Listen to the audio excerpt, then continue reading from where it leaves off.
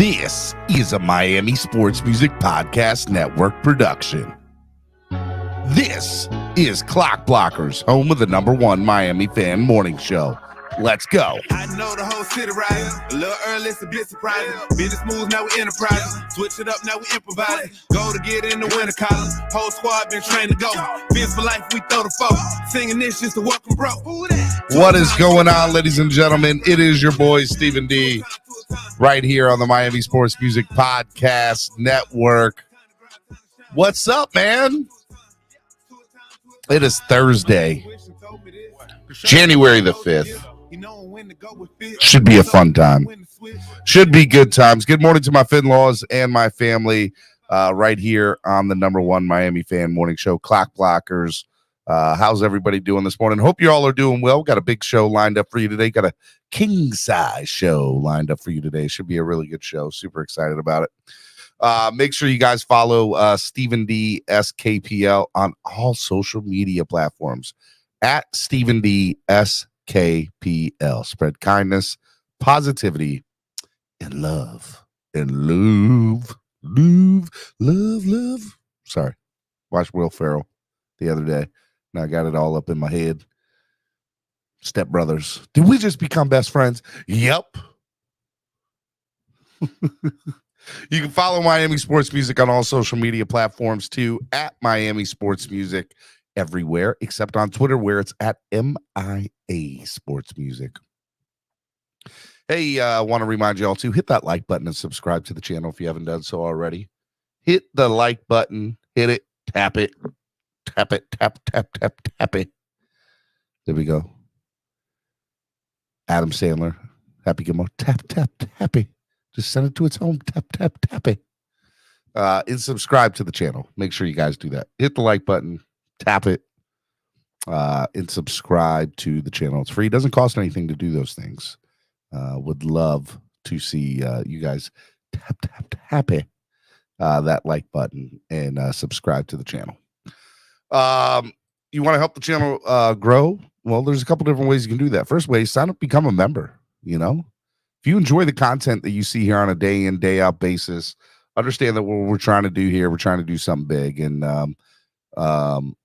when you all support, you can support on a monthly basis, becoming a YouTube member. There's different perks that you get for each tier, but, we want to see those tiers be the highest tiers. DWA for life and DWA loyalty. So if you're a DWA member, consider stepping up to a DWA for life or DWA loyalty. And if you're not a member at all, consider just becoming a member, period. We would love to get 3 new members today. Can we get 3 new members on the channel today? I would love to see it. If you're not a member already, consider signing back up. Or if you used to be a member, consider coming back. Especially during the off-season months as we get going into here, because it's a good way to help the channel grow and keep your donations coming in on a monthly basis, especially during the off-season. Trucker Sean, you were, but that's okay, because if you guys want to help the channel grow by donating, I'm going to do the same thing again. 100% of the donations today, we're going to add to yesterday's total, which I want to say was like, not including the 50 from the Fantasy Football League for third place, that Level 2 Noob decided to donate to the cause. I think we had a total of $38 yesterday, if I'm correct, donated to the channel, or donated to help Demar Hamlin's foundation. So what we're just going to do is we're going to keep that train going through the rest of this week. 100% of all the donations that come in are going to go to his awesome charity. And so we want to help with that. So let's do that, man. I dropped the link for Cash App and PayPal. Cash App and PayPal take out less of a fee. But if you donate on YouTube, that's not bad either. Every little bit helps, and we want to bring a nice donation in and contribute to the cause for Demar Hamlin and his foundation. So $ MSM Podcast Network on Cash App and MSM Podcast Network on PayPal. ZSM Sports, the cars, jerseys, balls, and hard to find items. Make sure you guys do that. It's good stuff. If you guys need autograph stuff, ZSM Sports is the place to go. He's doing giveaways. He's doing stuff on his own cord at Sports CSM. So make sure you go check him out on IG, on Instagram. Okay. Hangry Owls, good food, good mood, craft subs and salads. Hangry Owls. You want a good place to eat in South Florida? Pembroke Pines is the place to go. Make sure you give Aldo a call at 305-279-5332. Vesasor, a born and raised a beer created for the fans, by the fans, the official beer of Clock Blockers. We love some Vesasor. They're good stuff. Need a great place to sit this weekend? GreatPlaceToSit.com is the place to go, because all the ticket fees that you see, there are none. The price you see is the price you get. There's no ticket or service fees on a GreatPlaceToSit.com. And they are absolutely amazing. So make sure you all use a GreatPlaceToSit.com. And last but not least, Tail Greeter. Download the app today on your current Apple or Android device today. If you guys are going to the game this Sunday, make sure you do that, because Tail Greeter is going to be the place to go, and you guys need a good tailgate for the Jets game. You guys want to be downloading the app. It's free to download the app. It does cost to get into the tailgate, but you gotta be able to, in order to get tailgate, download the app. So download the app today. All right, it's Thursday. It's Throwback Thursday. All-time Jets Dolphins. We'll discuss a little bit of that, and we'll preview the Jets Dolphins game as well. And we got our girl Tamaris coming on in about 7-8 minutes, along with my co-host of the day.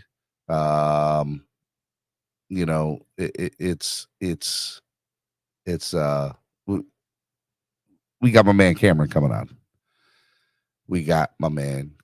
on. All right. A lot of stuff to kind of get into. Right now, just the last update I heard is same thing as y'all heard kind of yesterday. Just to give a little update on Demar Hamlin. Demar is still currently in ICU, still on oxygen, 50% oxygen, turned over, as they said yesterday. His father did a video chat with the entire Buffalo Bills team yesterday and kind of updated and just said, hey, look, we're, things are where they're at right now. And supposedly it uplifted the Bills, spirits, and just made them feel a little bit better, which I thought was great. So it'll be very interesting to kind of see where that goes there. But, again, thoughts and prayers are still with Demar, his family, the Bills organization, him, his mother, everybody. So let's just, keep praying that gets better, and we'll see what happens there. As far as football is concerned, there's been a lot of rumors as to the schedule, as to how this kind of looks. So a couple things happened yesterday. The Ravens-Bengals game, that is the Week 18 matchup, was put to 1:00. So they didn't know, again, that the game was going to be, figured out where that game was going to be played after the Bengals-Bills games. Obviously, that got postponed. And there's still no, idea for that. And I'll get to that in a minute, because there's so many rumors going around what the NFL is going to do and how this is going to work. And I kind of want to go a little bit over all of them, because they're very interesting scenarios. Just very, very interesting scenarios about what's going to happen there. A couple of things that with the Ravens-Bengals game moving to 1:00, you're not going to have the Jets-Dolphins, Ravens-Bengals, and the Bills game. If I'm correct, Bills-Patriots are also at 1 too, right, guys? Am I correct in saying that? Is that correct? Let me double check. NFL games this weekend. There we go. Yeah. So So the Bills game is also at 1. So that's going to be very 3 important games for the entire AFC to kind of see how that matchup's going to break down. But I also think that based on the outcomes of that, the NFL is going to determine whether they're going to play that Bengals-Bills game the following weekend. I'm very surprised they have not made an announcement yet. I figured at this point they would. I have heard every rumor in the book. The rumors I have heard are them calling it a tie and just putting it in a tie. I've heard rumors that the Bills would have to forfeit, which I don't think that's going to happen at all. The Bengals wouldn't allow them to forfeit after everything. So I think a tie is the best, or at least as far as not playing the game is concerned. I think that's one. The other thing is just canceling the game and doing win percentage. That's plausible too. That's something that they talked about, during the COVID year, is just doing win percentage. So I could definitely see that. The other thing that would be interesting too, this is the craziest one that I heard. The craziest idea that I heard was that the NFL was consider using a random number generator to seed the teams in the playoffs, which means that if the Dolphins were to limp in as the 7th seed, that they, because of the random number generator, because they would do it for every seed of the AFC, the Dolphins could get the 1 seed. I saw that as a possibility. I don't think that's going to happen, but Lord, let that happen. And how crazy would that be, right? That would be just an unreal scenario, that the 7th seed who happened to limp into the playoffs all of a sudden now gets, the 1 seed. So that's a very interesting dynamic too. I don't think that will happen, by the way. I've also heard them saying, hey, what we'll do is after this game, we will push back the entire playoffs minus the Super Bowl, because there's a week between the Super Bowl or the AFC NFC Championship. There's 2 weeks. So you can push everything back 1 week, allow the Bills and the Bengals to play, and then just everybody would get a bye week except for the Bills and the Bengals, and they would fight it out for the 1 seed. Here's why I don't know if they would do that for the entire NFL. It's not for a playoff spot. It's for a seed. And both teams have made the playoffs. So by delaying the week, good, bad, or indifferent, right? By delaying the week for that game, I just don't see that happening for the TV networks, just everything. I don't see that happening. Now, there's a plausible one here. If they were to do that, they do that for the AFC and allow the NFC wildcard weekend to be played that same time too. That one I see for some reason. If they play the game at all. And at this point, I'm starting to lean that they're not going to play the game at all. But if they do, that would be a very interesting scenario, that they play the Bills-Bengals game in week 19, right? Which would be wild card weekend. You allow the NFC teams to play their wild card weekend, and everything would get pushed back minus the AFC. So the AFC would have their AFC championship game a week before the Super Bowl, where the NFC gets a week off between the Super Bowl. And the more I started to think about that too, I was like, that would give an unfair advantage to one of the teams playing in the Super Bowl. So I don't see that being something that is going to happen either. There's so many different things. There's so many different ways that I see this being played out. But the number one way I see this being played out is the Bills and the Bengals game that would have been on Monday night. They're just not going to play it. It just doesn't make sense for them to play the game now at this point. Every other scenario requires them to push back I don't see it happening. I don't see them playing. I think they'll do it based on win percentage. I think that's the fairest way. I think that nobody in the NFL would argue win percentage.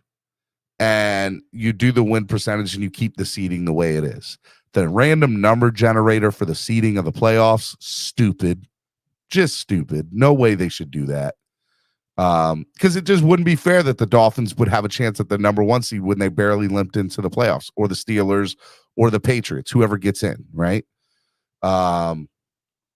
It just doesn't make sense to me. So I think the way that the NFL should go about doing this is they should just say Bengals-Bills game will not be played. And how we'll do the AFC is based on win percentage. And to me, that just seems like the best idea for all parties involved. The Bills, the Bengals, number 1, first and foremost.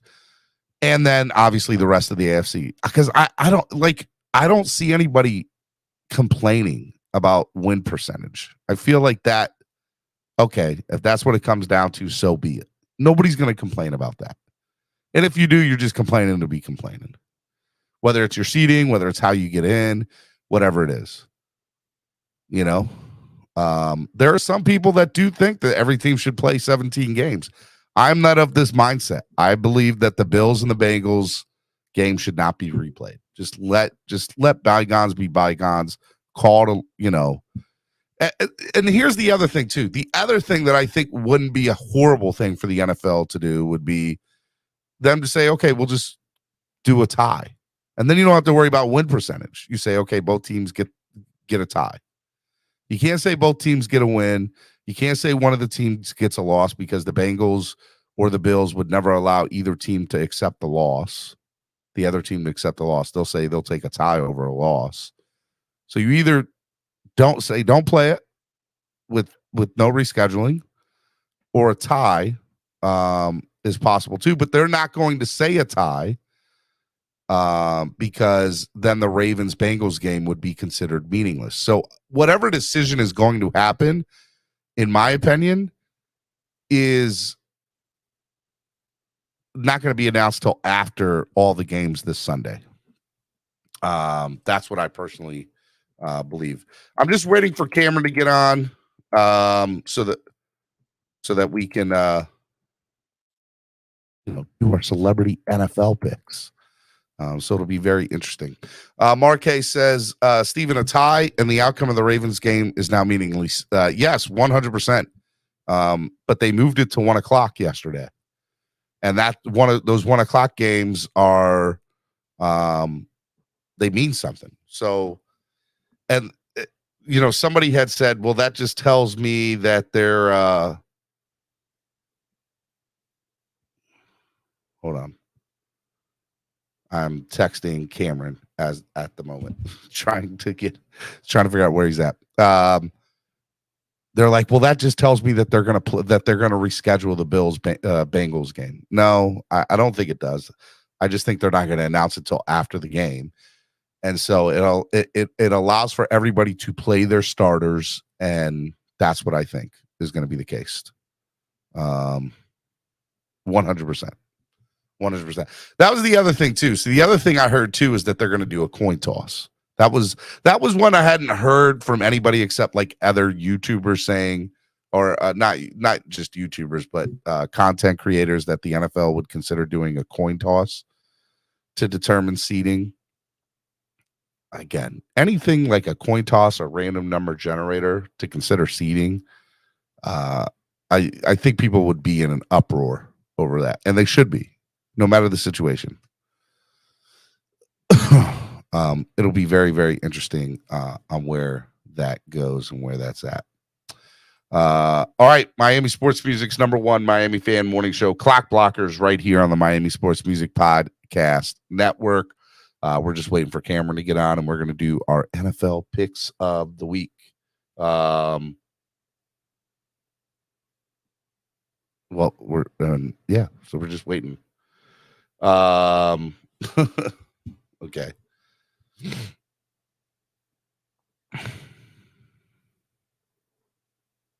All right, we're just waiting. So as soon as Cameron gets on, we'll do it.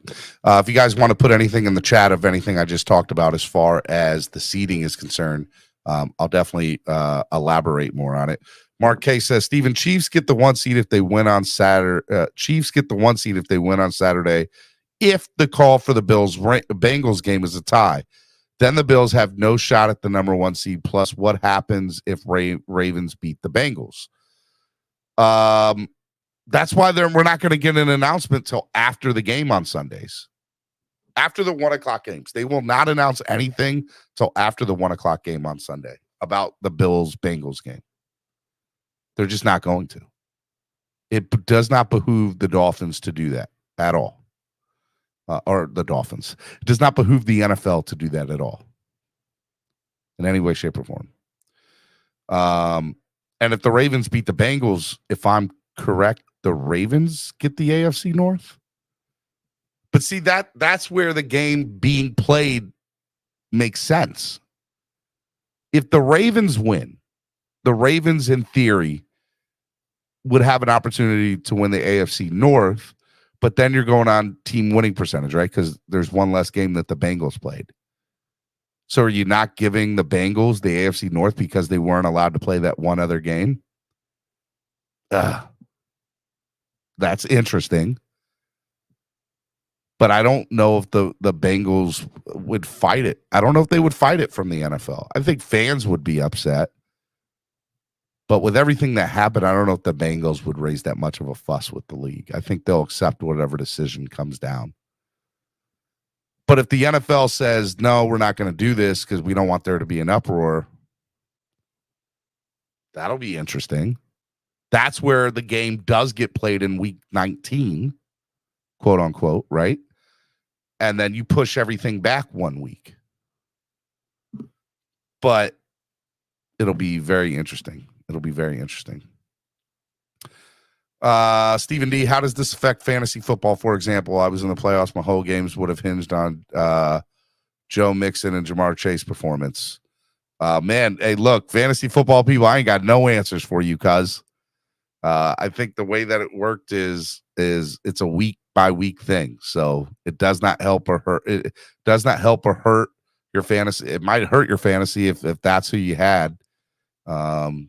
I'm sorry about your luck. Imagine the people that had Joe Burrow or Josh Allen as their fantasy quarterbacks and lost because those guys. I mean, look, we're talking BS now. Remember, Demar Hamlin, obviously, but the question presides for your fantasy football lovers. Yeah, that's what happened. You lost. You lost. Steven, why is this fan base fearing making the playoffs? I thought it was all about making the playoffs. Why is everyone with a defeatist attitude? We have the giraffe.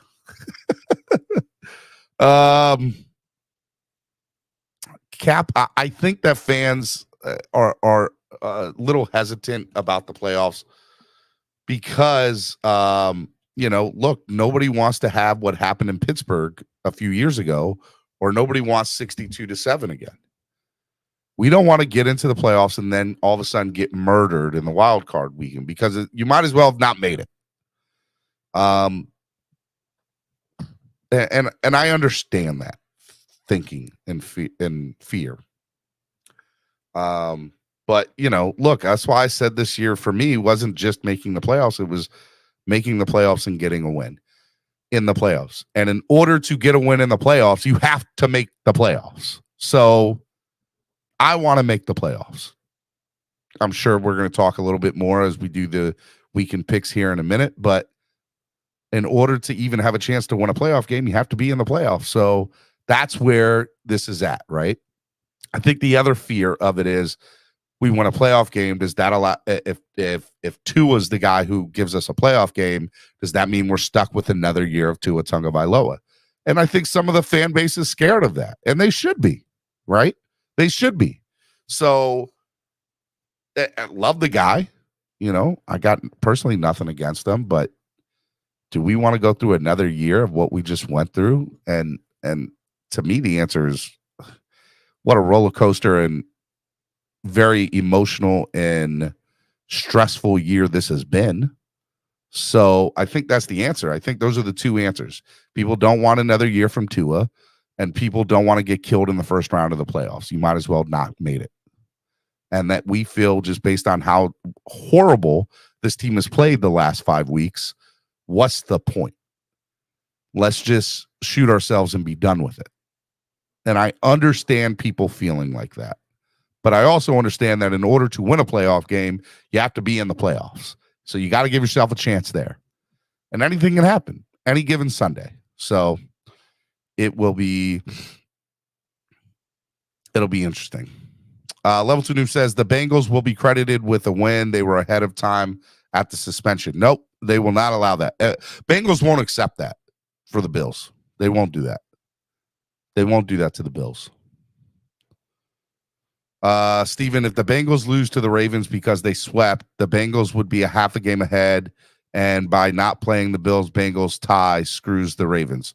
Well, all the games are being played at 1. So everybody's going to be playing their starters. So that's a positive thing. But yes, you're right. It makes it that you have to play. It makes it, at least for the AFC North and seeding, to play that final game. But I don't see how that is going to happen personally. It'll be interesting nonetheless. All right. Miami Sports Music's #1 Miami fan morning show, Clock Blockers, right here on the Miami Sports Music Podcast Network. It is Thursday, Throwback Thursday. And that means our girl Tamaris and NFL weekend picks. So let me bring on my co-host for the day, Mr. Cameron 954. Good morning, Cameron. Hey, good morning. What's going on, Steven? How are you? Pretty good, man. You were busy this morning, huh? Dude, I've been busy since 4:15 a.m. Oh man, look at you. Always, I was up before the sun was up. I was in the pool. I was up before the chickens and roosters were up. Let's go. All right, let's bring on our celebrity NFL pick'em guest, wonderful, amazing guest, Tamaris. Good morning, Tamaris. Hey guys, how's everyone? Pretty good. I'm sorry for waiting in the back. It's all Cameron's fault. Blame Cameron. No, I know it's Cam's fault. So okay, yeah. Okay. Just want to make sure. It's always my fault. It's okay, man. Some people got to work too. All right, Cameron, this is your show, man. Run it, man. What are we doing? So, since Tamaris wasn't on last week, we'll spare her from the results. Just know that. Why wasn't I not on last week? I was so confused. Well, you told me you couldn't go on. No, I never did. What? That's. Is there not a game this week? No, there's something more to this theory, Tamaris. Cameron, were you scared to get beat by Tamaris again? That's what this sounds like. You're running from the smoke. How did I do the following week? The previous week, you won, and you won 12. You won 12 games, lost 4. I was 10-6. Steven was 11-5. We all had really good weeks, but Tamaris won again. Cameron running from that smoke, literally. So last week, Steven had 4 losses and I had 4 losses, so we essentially tied. What was my 4 losses last week? I'm gonna go through it afterwards when Tamaris is off. So okay. But let's go through this week's games, Tamaris, because I know Tamaris has to jump. Yeah. Cam and Steve. We got 2 games Saturday night, right? With the early game is Kansas City Chiefs going into Las Vegas to face the Raiders. Yep. And there's a #1 seed potentially on the line here. So this game really does mean something. I say Raiders. Wow. What an upset. I'm not going Raiders. I'm going Chiefs. But I will tell you, a lot of people, I feel like, I don't know where Vegas is going with the money, but I know the Chiefs have not been playing well. I don't know. I'm going Chiefs, though. Chiefs are the better team, obviously. And you're on the Jason Stidham. Yeah, like that dude balled out. Jarrett Stidham? Yeah, whatever his name is. Jason. That Stidham fella. That former New England Patriot quarterback. I'm thinking of the Jason Statham. I know. You were definitely getting the 2 confused. I'm going Chiefs, though, just so you know. Me too. I'll take the Chiefs. And then, which is essentially the title game for the AFC South, It's the Tennessee Titans going into Jacksonville, and they're playing legitimate ball right now to face the Jaguars. Tamaris, who you got? Jaguars. Yeah, I got Jaguars. There's no way Josh Dobbs.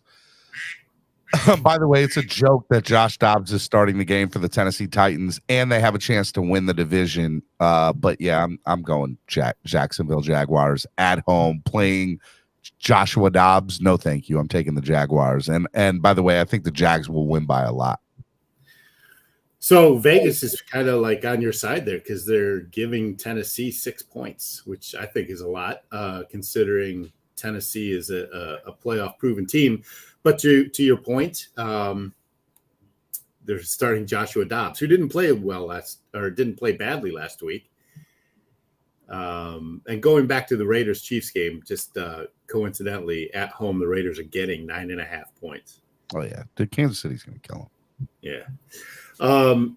So I think I'm going to take Tennessee in the upset. Really? Yeah. I'm going to take the playoff proven team.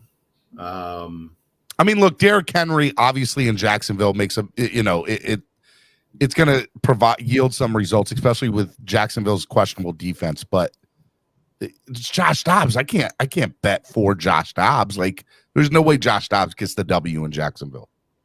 You know, we've seen weirder things happen. I just I'm not sold on Jacksonville. Yeah. not sold on Jacksonville. And listen, they're a feel good story, as are the Detroit Lions. But let's see them win a game first. And until then, I'm going to take Tennessee. So that moves us to Sunday, right? Sunday. So 1:00 games. We've got Tampa Bay Buccaneers going into Atlanta to play the Falcons.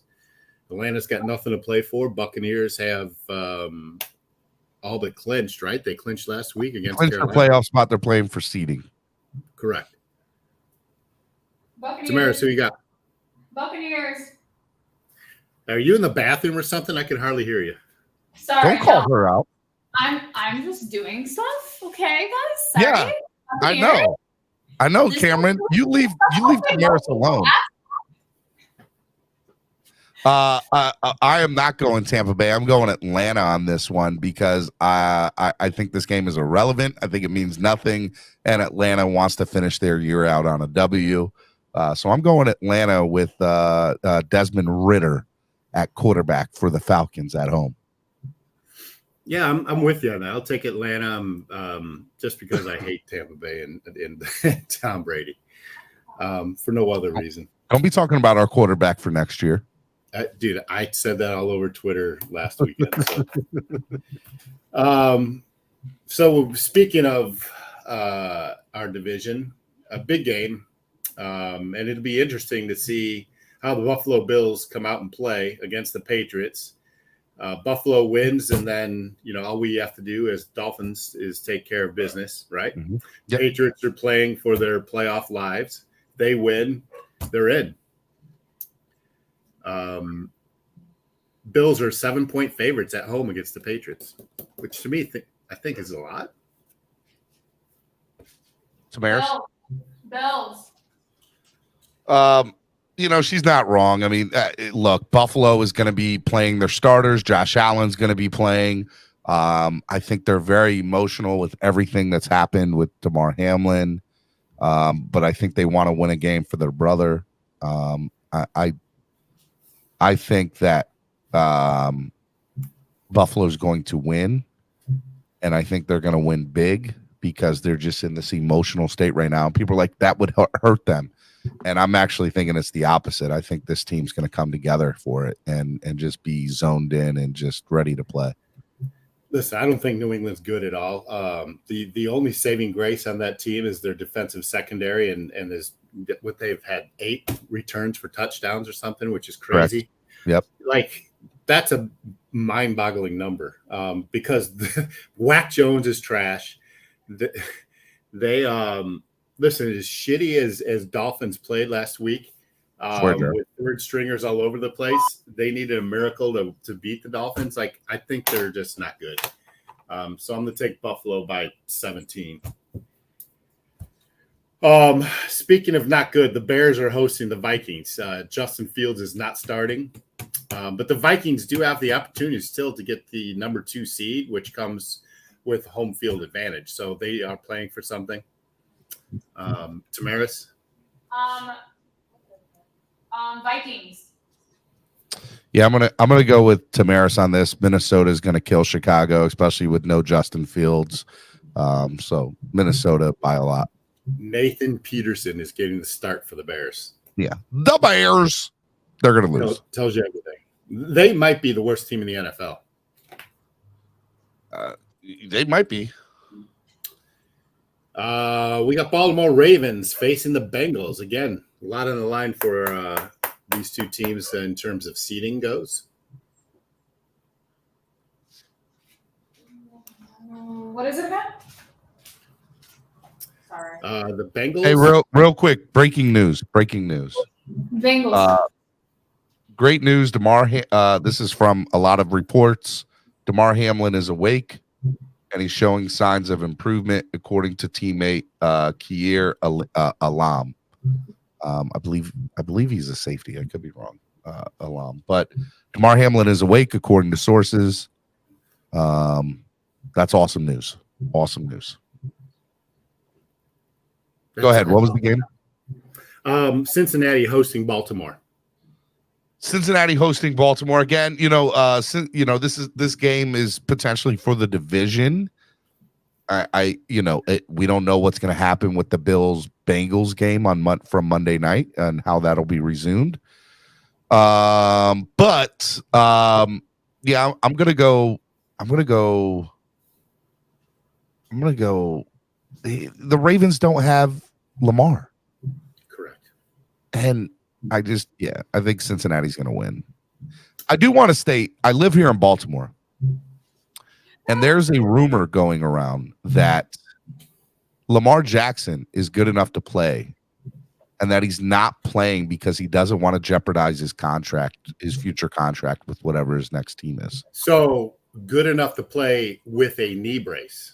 Yes. And he does not want to play with a knee brace. He does not want to play with a knee brace. The Ravens said that he's good. Yeah. The Ravens are, so this is the rumor here in Baltimore. He's good enough to play with a knee brace. The Ravens said you're good to go. And he's saying, nope, not doing it. I'm not playing with a knee brace. And so right now the Ravens and Lamar are at odds. So to me, I think this is the nail in the coffin, for lack of a better, phrase or term. But I don't see Lamar being a Baltimore Raven next year by any stretch of the imagination because of this. I don't think we're that position yet, but he doesn't want to play with that kney brace. It'll be limiting. I've heard Steve Bisciotti and John Harbaugh are like pissed off. Like that's the rumors here in Baltimore.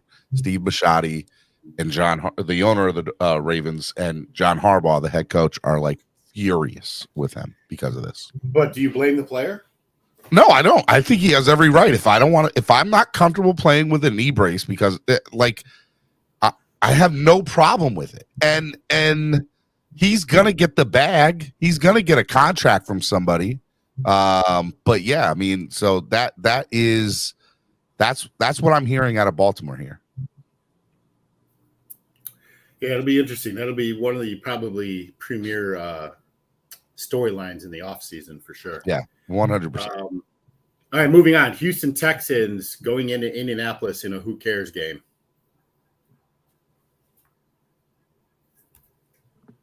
To Bears. Colts. I don't know who's starting for either team. So, I mean, who cares? Who cares? Texans. I'm going Texans. I'm just going to go for the away team. Who cares? The hot dog vendor. I'll take the Colts. Jeff Saturday needs a break. Let's go Texans. Although, wait, hold on. The Texans are playing for the number 1 seed, aren't they? Or the number 1 draft pick, right? The Texans and the Bears, right? Oh, all right. I'm going with Colts. Though Houston is tanking the hell out of this game. I'm going with Indy. You give me Indy by a lot.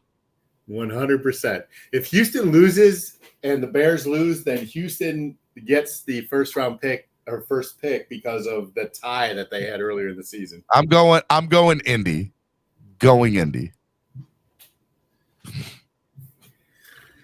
Who cares about that game, right? Carolina Panthers and another one going into New Orleans to play the Saints. Saints. Do we know who's starting for either team? Not Matthew Stafford, but what's his name from the Jets is starting for the Panthers. Oh, okay. Sam Darnold. Yep. I mean, it's the Saints at home. I'll go Saints at home. Yeah, me too. I'll take the Saints at home, and hopefully Alvin Kamara doesn't get too banged up because I see him in the Miami uniform next year. Bro, don't do that. Cleveland Browns face the Steelers. Eagles. Steelers have something to play for, right? What did you say, Tamaris? Is that not the one? No. Cleveland and the Steelers. Why do I not have this one? Cleveland Browns and Pittsburgh Steelers. I literally don't have it on my list. Okay. I don't like this. Okay, I'm gonna pick the Steelers. It's a wise pick. It's a wise pick. Here's absolutely insane. Okay, real quick. Let me just pause for a second. The fact that Mike Tomlin finds a way to pull it out of his ass every year to get above 500 is insane to me. Pull it out of his ass. The guy's one of the best coaches in the league. He's been there 2 years, forever. that man's team had no business being sniffing around a playoff spot. And Let me tell you something. Last year he limped in, and he has a big possibility to limp in this year. Is sad. Is just sad. Okay, with a rookie quarterback that they committed to in the second game of the season. And ran with it and committed to it and didn't waver from their. Let's get something straight. The Patriots are trash. The Dolphins are trash. And the Steelers are most definitely trash. And it doesn't matter who gets into that final playoff spot. But I'm telling you right now, the Steelers will beat the Browns because Deshaun Watson's horrible. But that's, neither here or there. And I'm just hating on Deshaun. That's all. I'll take Pittsburgh as well. We're all in agreement. The Steelers are trash.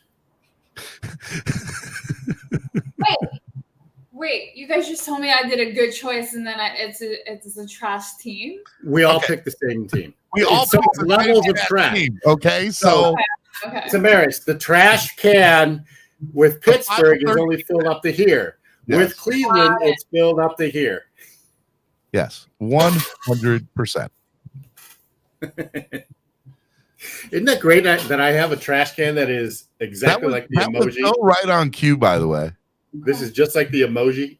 Yes. That camera probably went on Amazon. And where's the emoji trash can at that I can put in my office? 7 of them pop up. LA Chargers, the Herberts, go into Denver to face how many touchdowns does Wilson have on the year? Does he still have less touchdowns than bathrooms? Oh, man, I have no idea.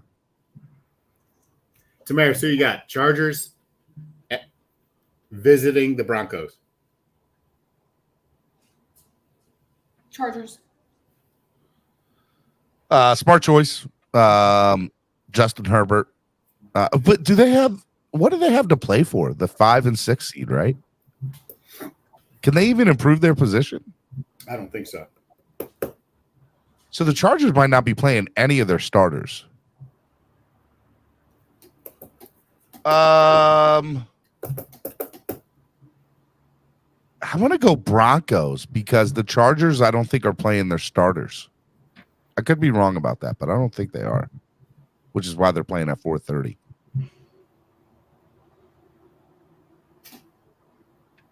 Who you got? Your turn, Cameron. Did you say Chargers? I said no. I said Broncos. You did? Yeah. I'm going to agree with you, Steven, and I'm going to take Denver. They've been playing better of late. And I just think the Chargers are a fraud also. Speaking of frauds, the Giants go into the Eagles. Eagles. Face the Minshews. Wow, you're going against your New York team, Tamaris? Very interesting. Yeah, I'll show you my reasoning once the end of the season's over. The Eagles still have to play for a 1 seed, if I'm correct.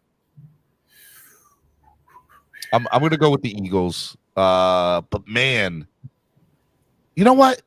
No, I'm not. I'm going with the Giants. I'm going with the Giants. They're going to Go with the Giants. Giants are upsetting the Philadelphia Eagles and the Gardner Minshew's. Okay? I'm taking Philadelphia. Go Giants. You know, Vegas is never wrong. The Eagles are 14-point favorites. Is Jalen Hurts back? No, it's Minshew, right? Game time decision. I'm going Giants. Arizona Cardinals facing the 49ers. 49ers. Yeah, 49ers. Yeah, it shouldn't even be close. And I saw today that half-pint quarterback will not be ready for the start of next season, which is interesting. LA Rams go into Seattle to face the Seahawks. Seahawks.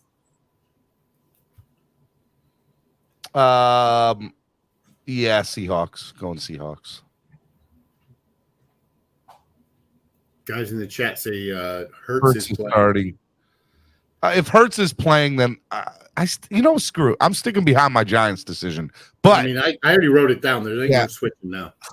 I'm sticking with the Giants. You're gonna lose. Cowboys going into Washington to face the Commandos. What did you say, Tamaris? You're gonna lose. It's okay. That's right. Trash talk ensues. I love it. Cowboys. Oh yeah, I'm going with the Cowgirls. 100% going with the Cowgirls. Can you tell me who's starting for Washington under center? It does not matter. Doesn't matter. It's not Wentz and it's not Heineke. It does not matter. It does. It's Sam Igler, the starting quarterback for the University of Texas all those years.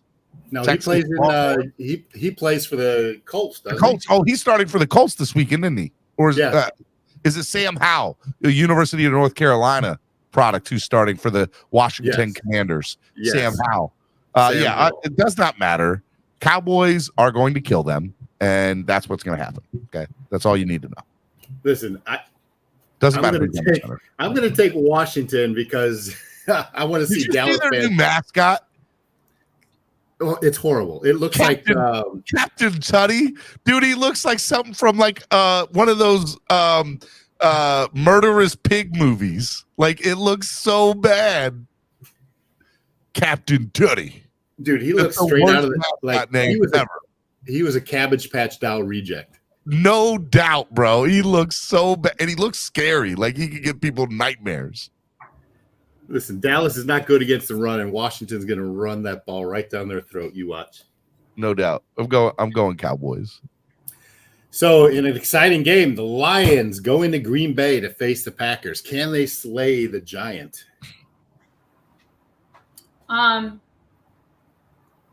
That's the Sunday night game.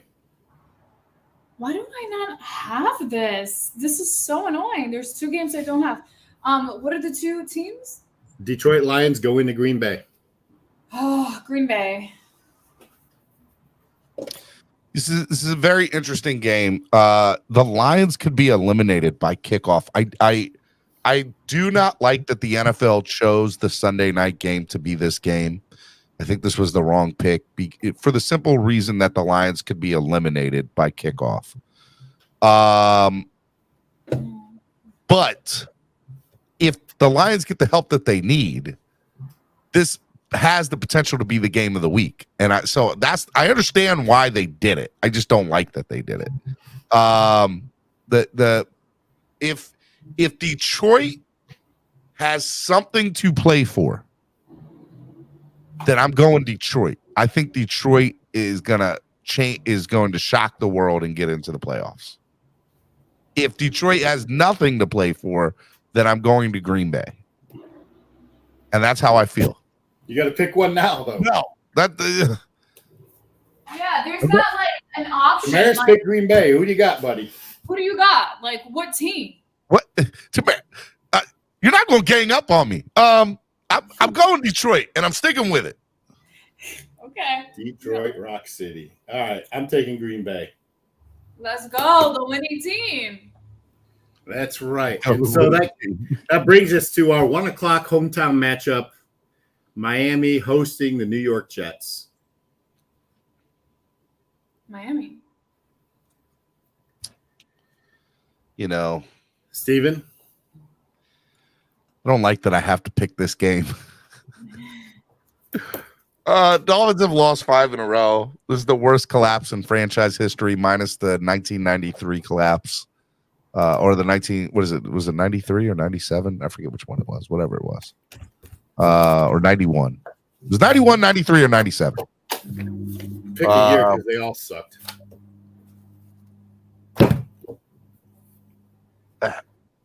I can't in good conscience think that the Dolphins are going to win this game. The fact that the Giraffe is once injury away from coming into this game scares me on many different levels. So I'm gonna say it. I think the Jets are gonna win. I think the Jets are gonna win. I love my Dolphins. I love them. I'm gonna be rooting for them. And why aren't you in South Florida this weekend? Many different reasons, but yeah, the Jets. I do believe the Jets are going to win. See, I think Miami's going to win. I think Skylar's going to throw for 3 tutties, and I think Cap for Life and Pete are going to strip naked and run across the field and tackle Skylar and enjoy. Skylar is 1 injury away. The Dolphins are 1 injury away from seeing Mike Glennon play quarterback on Sunday. No, I think Bridgewater suits up and he's the backup. Bro, I love you, and I love the team. And we'll get more into it after Tamaris gets off, but there is no way I see the Dolphins winning this game. Dolphins win and go to the playoffs, then anything can happen, right? Tua comes back in 2 weeks. I want to see it. Oh, God, I want to see it. And I'll be rooting for it. You sound very negative, and it's 2023. You need to get it together and be more positive, okay? Remember what hat you have on and what drink you have on behind you, okay? Look here, Tamaris. I need positivity, no negativity. No negativity. There's so much negativity. I understand that my mantra is spread kindness, positivity, and love. I get that. I understand it. I'm just trying to be real as a fan. And right now, the Dolphins are like just horrible. Okay, they're bad. They're bad upon bad, put on with a little bit of more bad. And we're not talking Michael Jackson bad. We're not talking. I'm just saying they're bad. Okay, Dolphins are bad. I can't in good conscience say that they're going to win. They have not won in 5 weeks, Tamaris. What makes me think that they're going to beat Mike White, who, by the way, was named the starter yesterday? I have no idea. If it was Zach Wilson, I would have said Dolphins, because Zach Wilson is more trash than Skylar Thompson is. But I would take Mike White over Skylar Thompson any day of the week. Twice on Sunday. And I'm not just saying that because his dad is a big Dolphins fan. I'm not just saying that because he's from South Florida. I'm saying that because Mike White's a better quarterback than Skylar Thompson. Yeah, I said it. He's 4 years in. He should be.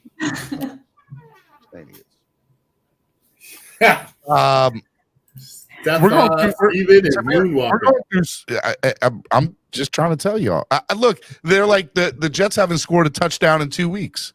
Who's been their starting quarterback the last 2 weeks? Mike White was their starting quarterback last week. Okay, can I get off? Oh, you don't want to stay on? And the worst. So much to do. Top 5. We're not important. I get it, Tamaris. Thank you. Hey, Tamaris, tell us, you're going somewhere today, aren't you? What's going on? No, I can't talk about it right now. Oh no! Tell us. We want to know. We want to know. No, I'm just going to LA for reasons, but I can't talk about it. Whenever you are allowed to talk about it, we want to hear from it. We will see you next Thursday where we'll do playoff picks probably. Yay! That's so exciting. Okay, guys. And we'll give the season. We'll give the regular. Dolphins will be in it, and we can talk about it. And we'll give the regular season tally for all the picks. And I think there was a bet made at the beginning of the year, so we'll have all of that data for you next Thursday as well. Tamaris, thank you so much. Safe travels today. Thank you. Oh, I got into the for the next A-list? one. Yeah. She got into what? We don't know what she said. No, A-list, something I was asking. She's flying Southwest. I've never flown Southwest. Oh, are you A-list preferred, Tamaris? Yes. Hey, Tamaris, real quick. Somebody wants to say hello to you real quick. I don't know if you've ever met him in person, but he's kind of a big deal. Let me just bring him on. And then you can get off whenever. It's not Von 954, but it's somebody doing the imitation. What's up, Solo D? Oh, well, even I was home, you know. I was just trying to look swole, man. I knew y'all had Tamaris on. I wanted to act like I was working out, you know. Hey, we love that. You dig? Trying to get right for the new year. What's going on, though? What's up? Tamaris, you can get off whenever. We got Solo up here now. We got a bigger celebrity with Solo. Stop it, man. Stop it. He's definitely a bigger celebrity. I'm not anything, but thank you guys for having me so much. And hey, Tamaris is verified. You're somebody. Yeah, I completely disagree. Anybody can play for a blue check mark now, okay? It doesn't matter anymore. Tamaris, thanks so much, man. I'm on TV. It's different. Okay, guys. Bye. Bye. What's up, Solo D? It ain't Solo D. It's Swallow D. You did. We're going to switch it up. Give me 2 months and we're going to switch it. I'm definitely swinging the Swallow D. Swallow D. I see what you did there. Yo, so listen, first of all, I want to put my picks in. I don't know why y'all don't add me in that shit. You know what I'm sorry for cussing. But I don't know why y'all don't add me in it. I want to pick the teams too. You know what I'm saying? I know it's the end of the year and it's week 18. I know it's week 18, but I'm just saying I should have been in it. It's week 18. It's the first time he's been on since week 1, and he wants to. I know. 2.5, 3 months you want to come in. Thank you. This is my first time coming on since then? Yeah. Yes, sir. Man, that's horrible. That's horrible. It feels We good only to be talk back. like once or twice a week. I'm sorry. I apologize. Can I be honest with y'all? I was about to text Cam to ask about that the car mechanic across from Dirty Sports and see if he was cool with him so I could shoot a video over there. And I was like, you know what? Let me just call into the show. And then we do both, you know? Oh, so you're mixing business with pleasure. I get it. I understand it. Just go over there. Listening. Huh? Just go over there. We're because me and Rob are leaving out today. We got to head to see Pete. St. Pete. What y'all playing golf? We got some business to conduct up there. Okay, I guess I ain't in on the business. All right. I want the yeah. Solo, since you're up here, because you and I have talked, you told me a couple of weeks ago that you wanted to tell the people how you really felt about the Dolphins. So the floor is yours, good sir. You can tell the people how you really feel about the Miami Dolphins right now. I mean, I love the Miami Dolphins. Like, we're in a toxic relationship. The love doesn't go anywhere, you did. But if you notice, I'm doing self-care because I refuse to let the Miami Dolphins continue to dictate the outcome of my days and my weeks, you know? And I want that for everybody else. You know what I'm saying? Like, we getting high blood pressure, high cholesterol, people having seizures, heart attacks, stress. It's crazy. It's ridiculous. You know what I'm saying? I just want us to take back control of our lives. You know what I mean? I want us to take back control of our lives. All right? So we should swallow. You did. So it's about self-care. I'm on a bike now. You know what I mean? Like, it's just, I'm not letting them get to me no more. You know what I mean? I'm listening to you on the scooter? No, I'm on a bike.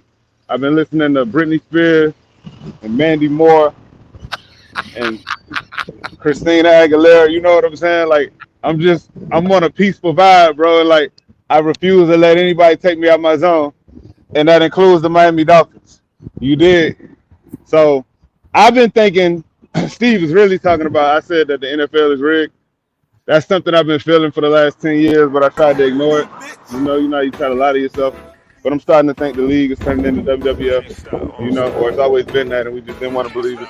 So I'm just trying to figure out when we're going to get in the good graces of the people that control it. You know what I mean? Like, when can we get that Patriot attention? When can we get the Pittsburgh Steelers attention? Like you just said a minute ago, it's crazy how Mike Tomlin's an amazing coach, but you're right. They're always going to be in that mix. You know what I mean? And I realize it's like the same storylines because people get things twisted because the Dolphins haven't been to the playoffs in the last 20 years. That doesn't mean we've had like horrible seasons. Like, yeah, we went 1-15, we went 4-12, 3-13. That's not it. Solo, what season is worse, this season or the 1-15 season? Be real. This season. Well, no. You know what? Because no. Because if we win, say, look, 100% agree with that. I'll tell you what. I'll answer that clearly with no hesitation next week if we actually lose to the Jets and don't get in. But this season hits different, man, because it's like, all right, we get caught on the hype every year. But this season is like, come on, man, like it's crazy. Like we went from teams like reporters, actual national media respecting us as a Super Bowl team, not play a Super Bowl team. Like, yo, they might be Super Bowl contenders. So now we might not even make the playoffs. Yep. And that's crazy. That it's crazy when you look at all this talent that we have. And then it's how. It's the thing. It's like, yo, Tua is an amazing quarterback, right? We all know that. We see that. But most people's biggest concern, anybody who knew football knew he was good. You know what I mean? But the reality is, the majority of people's biggest concern was, can he stay healthy? Now look what we're going through. You know what I mean? Like I watch teams with certain quarterbacks, man, they can kick back, kick their feet up. Like they're not worried about their quarterback getting hit on every play. We got to hold our breath every play. Somebody hits him, everybody's like holding their breath, hoping he gets back up. You know what I mean? So I sound like I'm joking, but I'm serious, man. We really got to where being a Dolphins fan can really weigh on you. You know what I'm saying? So I really want everybody to take care of themselves and remember it's just football. You know, we're gonna keep representing. If you're a Dolphins fan, that's the other thing. Let me address this and I'll leave it alone. Dolphins fans constantly arguing with each other about who's a real fan, who's a fake fan. It's no such thing as a fake Dolphins fan, bro. Y'all need to cut that out, bro. Like, this is not a bandwagon team, dog. You might get a few people that come in. You might get a few people that come in with a couple big name free agent signings or whatever. Like, yeah, all right. Or you get some Alabama fans that only came for Tua. That's cool. Like, whatever. They might be here seasonal, but anybody that's a real Dolphins fan can never be a fake Dolphins fan. This is not the team to jump on as a bandwagon team. You know what I mean? So we got to cut that out about who's real or fake. Like, everybody's just emotional. You know what I mean? Some people say some harsh stuff, you know what I mean, that other fans wouldn't say. But all that trying to prove you're a fan, we got to stop doing that. It's getting kind of annoying. I'm saying, I'm still a fan, win, lose. Bro, it's not an option. It's you know what I mean? It's not even on the table. Everybody's still going to be a fan. I think the Dolphins are going to lose on Sunday, but I'm a fan. I'm going to be rooting for them. That's never not going anywhere. But exactly. So, at the same time, and be like, I don't have faith in them right now. But I feel like, exactly, and I feel like you should be able to say that, and it's okay. You know what I'm saying? Like, that's crazy. Like, oh, we're gonna lose. Now, I'm not gonna say we're gonna lose because I just don't believe in that. Just as an athlete, like, I never want anybody to go in with the mind frame that they're gonna lose. You know, bro. Let me tell you something right now. We're on a 5-game losing streak, bro. No, we're gonna lose, but I'm saying I don't think we should say it so easily. You know what I mean? I wouldn't have to say it so easily if the Dolphins didn't lose so easily. All right, so put it like this. I'm gonna be talking SHIT. I'm gonna spell, so I don't get on the swear jar. I'm gonna be talking SHIT at the game, before the game, leading up to the game, but I'm not making a song this week. I have zero energy to make a song. I can't. Like between the Dolphins and this 5-game losing streak, and then what happened with Hamlin, I'm not feeling the football song this week, man. So, yeah. So then I don't have no energy for that. So y'all just got to play Jets Still Suck. Because the words are still relevant, you know what I mean? It says they get top 3 picks and they still suck. Like, look, that's still a relevant song, you know what I mean? So y'all got to play that one all week, man, because, I got 20 Jet songs out there. Y'all can go pick one. It's probably 22 Jet songs if we think about it. Without giving up names, I don't know if you've talked to any of the players or you got a vibe. Like, do you have a vibe of where, like, you've known a lot of the players in the past losing seasons? Yeah. Like, what is the vibe when you're on like a losing streak from the players? Like, do they believe that they're walking in this week to try to get a W, or they're like, what are their mindsets from past years? And I don't know if you've talked to players from this year. I mean, I got to give a political answer with that, man. All I would tell you is like, they all dogs individually. They all still care. Like, they're mad when they lose. You know what I mean? They're going out giving their best. But it's not about that, man. It's like different components to NFL football. So I think it's out of their control. So, but I would say they're playing hard. Everybody I know, everybody I've seen, they all had the energy like, nah, we're gonna go win. Nobody's out there like, playing to lose. So that's what I would say. And I think everybody believes in each other too. I know everybody's turning on Coach now, and everybody's turning on Tua and probably Teddy and Skylar. I will say this much I will say. I was never on that hype about Skylar because it was preseason. But I will say this. I think with more playing time, he gets better. You know what I mean? So, like, he came in and he flopped when he first got in the game. But if you notice at the end of the game, he started getting better. He started getting more in a groove. So that gives me a little bit of hope for Sunday. But it's going to come down to the defense. Defense is really going to get turnovers and maybe even score. If you're relying on our defense to score with all the injuries that, again, mistakes were made this year.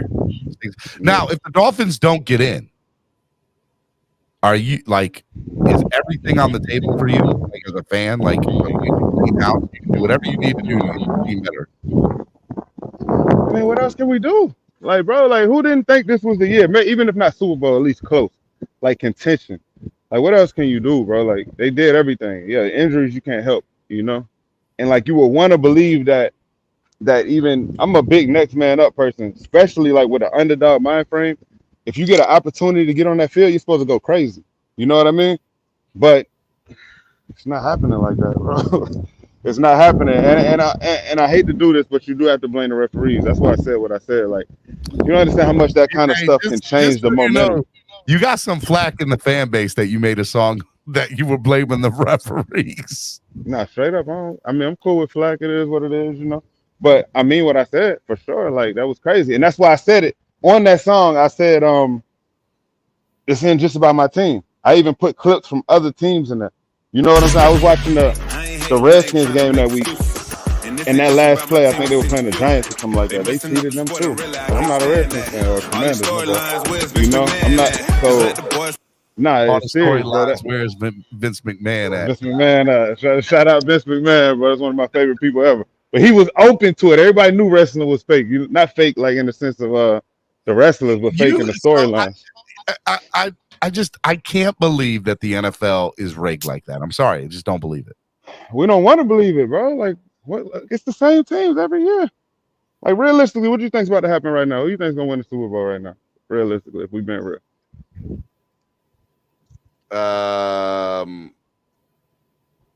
Let's change the subject. So anyway, listen, I don't want to talk about I don't want to go that deep, bro.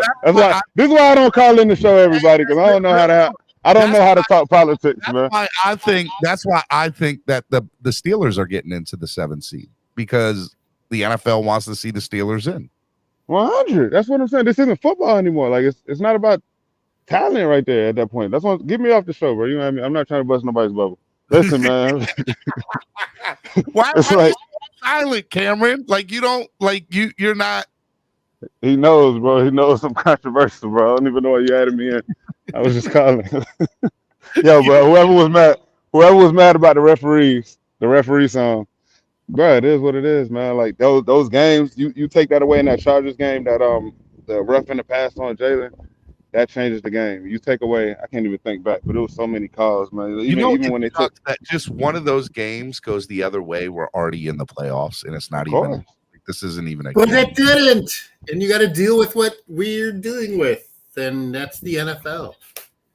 So, do you agree, Cam? Because you're quiet. Am I right or wrong? Can they not kind of dictate games and the momentum of them through referees?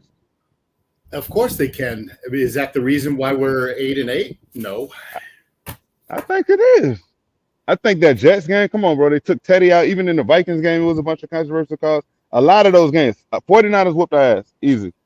49ers, that's a straight loss. I even give the Patriots too. Patriots whooped us. I mean, they didn't whoop us, but they beat us straight up. Bro, everybody else had a controversial call, bro. If you really think about it, we can nitpick every freaking call that was made and say it could have gone us our way or not. Like, are there plays that just make you scratch your head and wonder, like, what the hell were they thinking? The roughing the passer on Jalen Phillips when he held up, like, that was bullshit. You're not going to call a roughing the passer on Milano when he creams Tua. Like, and at that point in the game, do you know how big that call was? Didn't that keep the drive alive for them or something? Yes, that was like a third down. Huge. But was that See, I had this argument on Facebook. Not argument, debate. I don't argue. But I had this debate on Facebook. And they're like, well, we should have did our job. We should have been up 20 points. You're not going to be up 20 points on every team. You know what I mean? Like, games could be close, and then a call like that can dictate the difference. It could change it. You know what I mean? Like, you're not supposed to be up 15 points on every team. And you can say the same thing about missed field goals. Jason Sanders doesn't miss field goals. We've got 2 or 3 more wins. That Patriots game for sure. We lost by 2 points. All right, so I mean, I'm not going to blame the refs when there's players under our control. It's not all on the referees. You're right. But I said it's a multitude of things, but I don't. For me to sit here and say there's a bigger conspiracy. It's not a conspiracy, bro. This is entertainment. It's entertainment. We're just caught up in it. You know what I mean? Especially if you play football. Like, you're going to be caught up in it. Like, the sport, that's where it starts off. It starts off as an innocent sport. But like, when you start playing in billions of dollars, bro, it's manipulated. You just got to face it. Get me off this show, bro. Like, I'm not trying to talk about this. Like, for real. This is one-on-one conversation, bro. Like, I don't even want, look, energy, end of the day. Let me get back to this. DWA, we're going to whoop the Jets. I'm praying we whoop the Jets. I got very disheartened when I saw the quarterback we picked up yesterday. But that was only because of his picture. He might be all right as a person. He just looked goofy in that picture. And everybody said he looked like Napoleon Dynamite. And I agree. And whatever. Hopefully he doesn't even have to come in. You know what I mean? Hopefully he doesn't even have to come in. But God bless him. I'm happy for his success, and congratulations to, I can't even think of his name right now, but congratulations to, I don't believe Mike Glennon. Mike Glennon. Then we play. Yeah, go ahead. Hey, you know, I'm gonna tell you, like, you gotta come down here and chop it up with DJ Breezy, because we're gonna do it live at East 32. Yeah. I'll be over there. I didn't even read the comments. Are they talking crazy? I can't even go. Oh yeah. They're getting after you, bro. I'm with that. No, you're right. Listen though, everybody. Listen, I don't want to be right, bro. I've been fighting this for years. You understand? I ignored it. It's like not wanting to believe Santa Claus was fake. You know what I'm saying? Like, when I really realized on the show, you don't say nothing like that. You don't know who's listening. There's kids that might be listening. You telling your kids Santa Claus is real? Boy, don't put me back on the phone with little Steve no more. I'm gonna shut that down, bro. You crazy, man. It's 2022. You better stop playing games. Real talk. You know how many Christmas presents Santa brought this year? You crazy, man. You still telling that? Presents. Mom and Dad brought all the rest of the presents. I was like, Santa's not getting credit for this. I'm getting credit for this. Exactly, bro. That's crazy, man. But yeah, end of the day, it's still fun. We still love it. We still gonna represent, no matter what. But yeah, it hit me different this year just watching this stuff. It's getting a little too predictable. You know what I mean?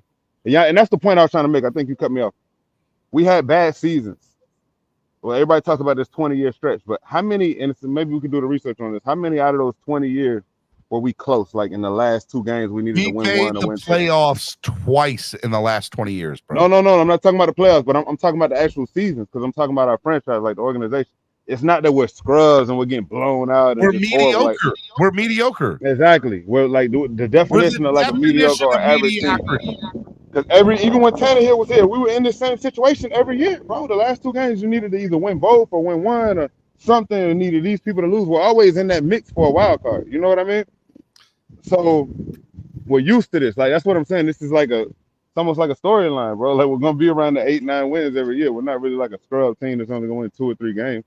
You know what I mean? We're not Cleveland or Detroit, and that's why I tell people all the time, like, Cleveland or Detroit fans have no hope.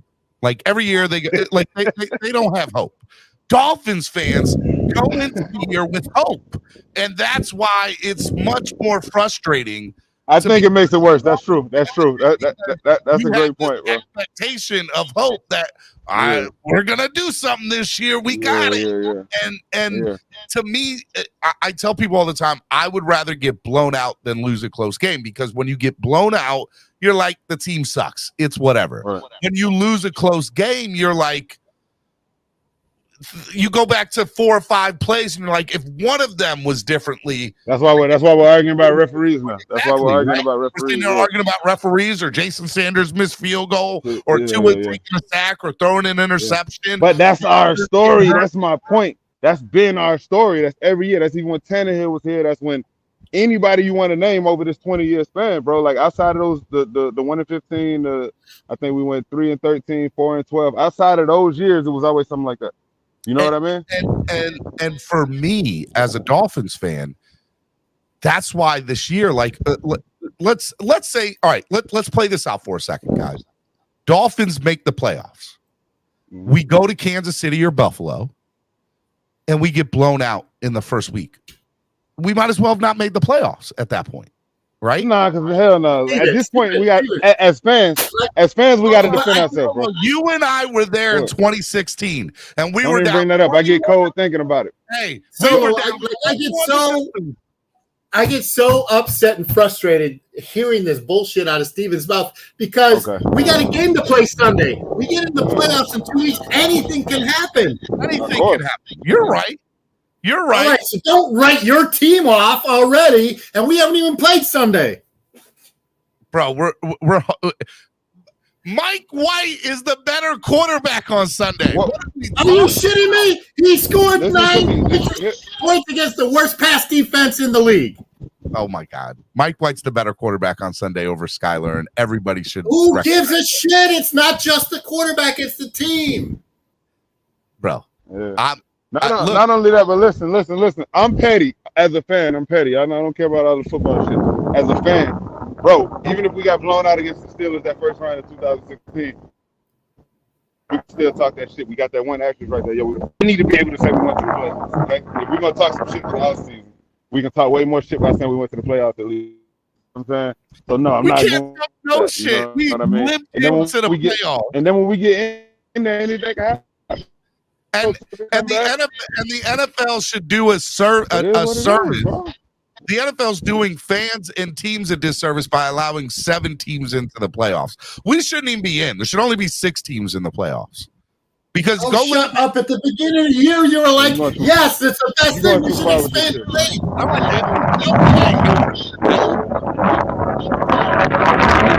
I say this. I completely disagree with you, Steve, but my bad. The wind is blowing. Listen, I will say this.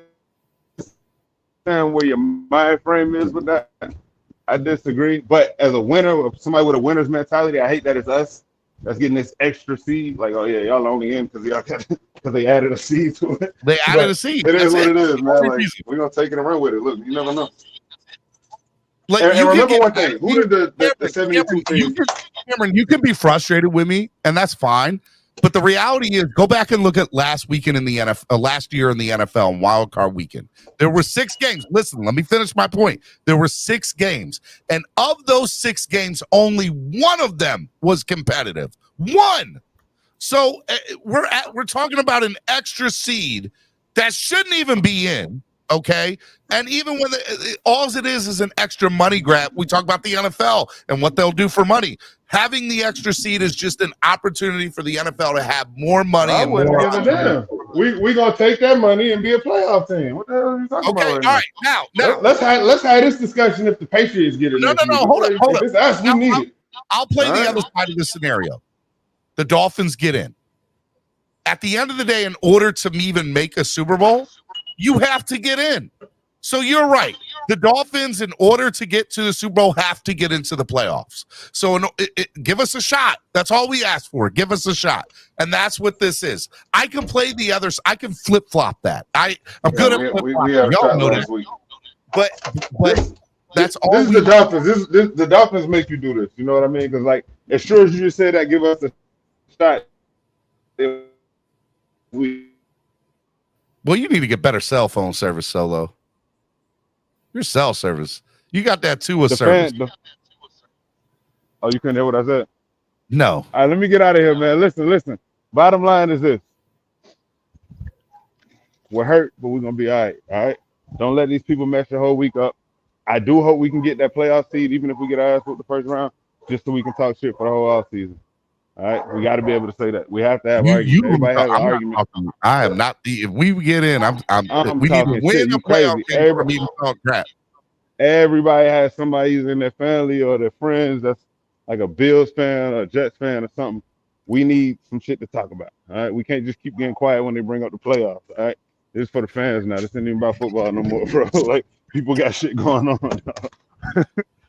We can't keep being quiet when they bring up the playoffs, all right? Clock blockers. Hey, Cam, so when are y'all leaving? Y'all coming back? I'm coming back Saturday morning. Saturday? And Rob's going too? I got to call him, man. See if the thing's coming. All right. And I'll see you Sunday at East 32. For sure. Save a plate for me, man. At 12:30. Breeze, it's 2023, and my New Year's resolution is to be on time. Be early? Okay? That's my whole goal for this year. Don't shoot me. Can't even look at us in the eyes, Steven. Don't shoot. Don't shoot me down on the 5th day of the year, bro. This year, Don't try to bust my bubble, bro. I swear to God, the funniest thing this year was Baltimore. I'm doing the show. Everybody's like, "Where's Solo? Where's Solo?" We're doing the live event at Jimmy's. 30 minutes left of the day of the thing. Solo and Ali walk in, and he's like, "I'm here. I made it." And everybody cheered for him coming in 2.5 hours late. That's how you close the show. Tell him, Solo. Come on, what's wrong with him, bro? Like, what do you want me to do? Like, come on. That's how you close the show.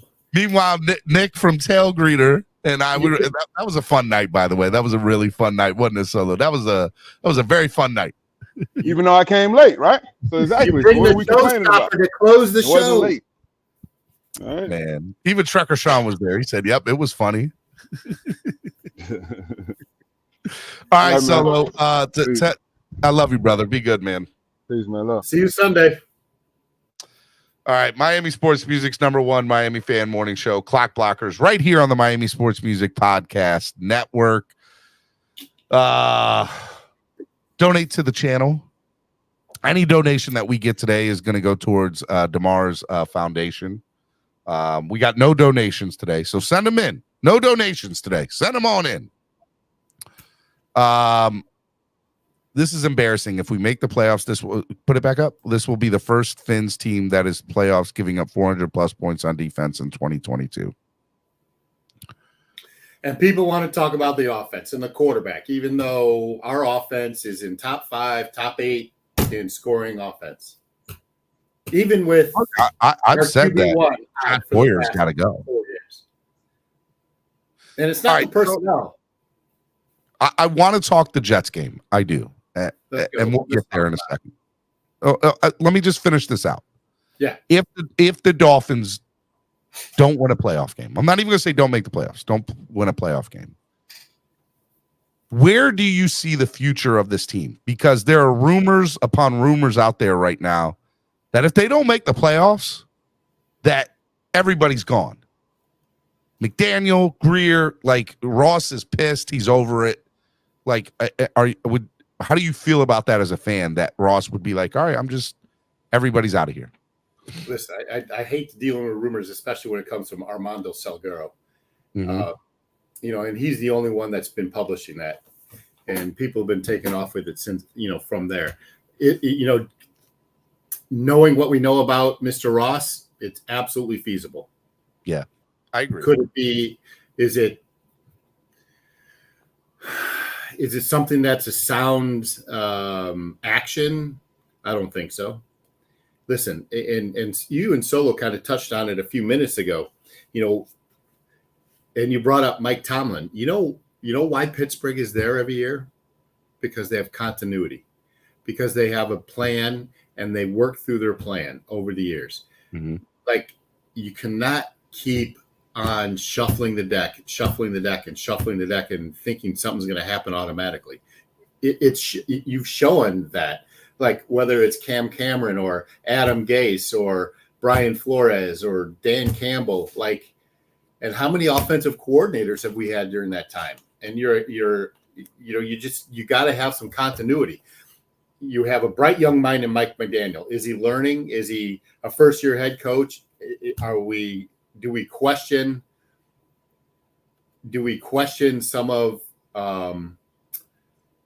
his moves and going on fourth down and yeah, we absolutely do. And I'll tell you this though, Mike McDaniel was hired with Boyer already here, and this defense has given up more points, and Boyer is going to be the scapegoat because there's been a lot of injuries. Your defensive secondary, Byron Jones, has been gone all year. Xavier Howard is a shell of himself.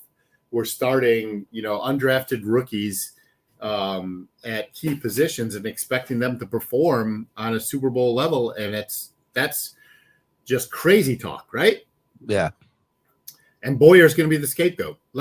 And Brian Baldinger on Twitter, on his show, exposed Boyer on that play that cost the Dolphins the game last week, and that nobody was covering the wide receiver out on the flat. Where's the communication? How come nobody called the timeout? Nobody in that defense recognized that? Let me just clarify or elaborate on a couple of points that you made. Number one, Boyer's gone no matter what at the end of the year. Boyer's out of here. I said that the day I said a few things, but It should be. I said Boyer, if Boyer for any reason fails, he will not be back, no matter what, whether it's McDaniel.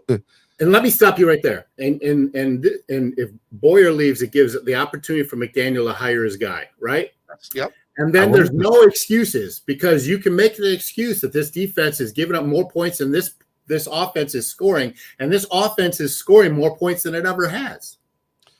Fitz scored more points with Isaiah Ford and Albert Wilson than Tua and Tyreek and Waddle, but it's the defense who let the team down. Dude, that is not true. And offense spent $80 million for 2 points per game more, but it's the defense. It's 6 points a game more. And still it is the defense. The defense is giving up more than the offense is scoring. So yes, it is. I'm of the mindset that the defense, that Boyer's gone no matter what. Boyer doesn't get another chance. Boyer's gone. Okay. That's one. Number two, I said at the beginning of the year that if they did not make the playoffs, that everything was on the table, including McDaniel, because McDaniel made his bed with Tua. And Tua, the way Tua, and by the way, it would be a health thing for Tua. Tua hasn't been on the field. He can't stay healthy. So he's got to go too. Now, if McDaniel stays, Greer is staying. Okay. But if we don't make the playoffs, if Peyton or Harbaugh want to come in here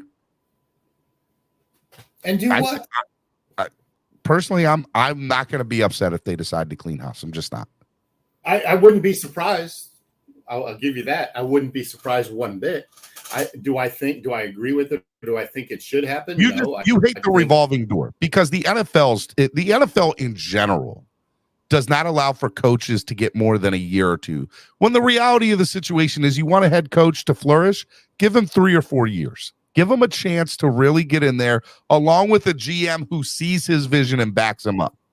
That's very rare in the NFL nowadays. NFL head coaches get 1 or 2 years, and GMs, because GMs are on the hot seat too, right? And so we live in, what have you done for me lately? And so I think you made up a point earlier that why doesn't the NFL, or why don't the Dolphins do that? And I'll just bring up the quarterback situation here, right? The last thing the Dolphins or Dolphins fans or ownership or front office want is another Tannehill situation where we have him here for 7 years and we should have got rid of him maybe after year 4, right? He was probably stayed here 3 years, maybe 5, right? He stayed here at minimum 2 years too many.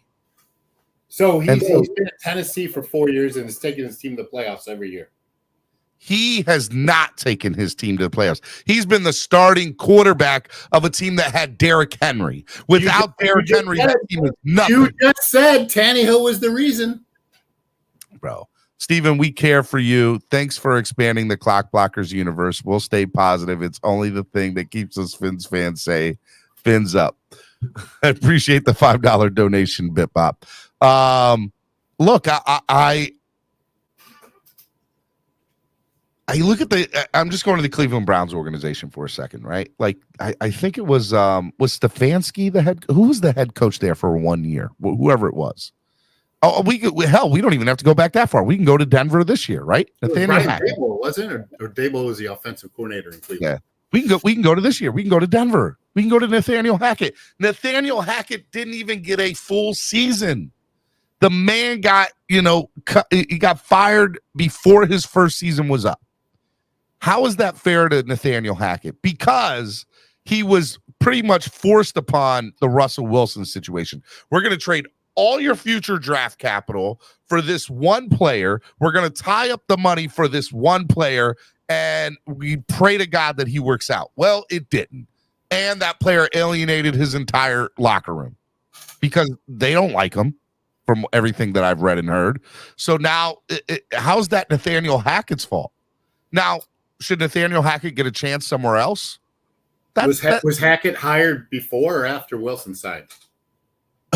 I'm not sure. I don't remember. Freddie Kitchens, by the way, was the guy I was thinking about for the Browns. Thank you. That makes a big difference. But Freddie Kitchens is kind of the same thing as Hackett, right? Like you can't expect, but people then will go to the Marvin Lewis situation, right? Or the Jeff Fisher situation. These guys got multiple chances over and over and over and over again and could never do it, but the franchises never pulled the trigger because they did just enough to get by. They did just enough to, Tennessee for years was a great regular season team, and Cincinnati was a great regular season team, but when they got in the playoffs, they were nowhere to be found, right? So the NFL in general, not just the Dolphins, teams, it's very rare that you see Bill Belichick. It's very rare that you see these head coach Andy Reids. Look. So let me stop you there. Bill Belichick, Andy Reid, they've been in their positions for 20 years. Time. Yeah. Yes. I look, and it's not football, but I look at Miami's head coach, Jim Larinaga.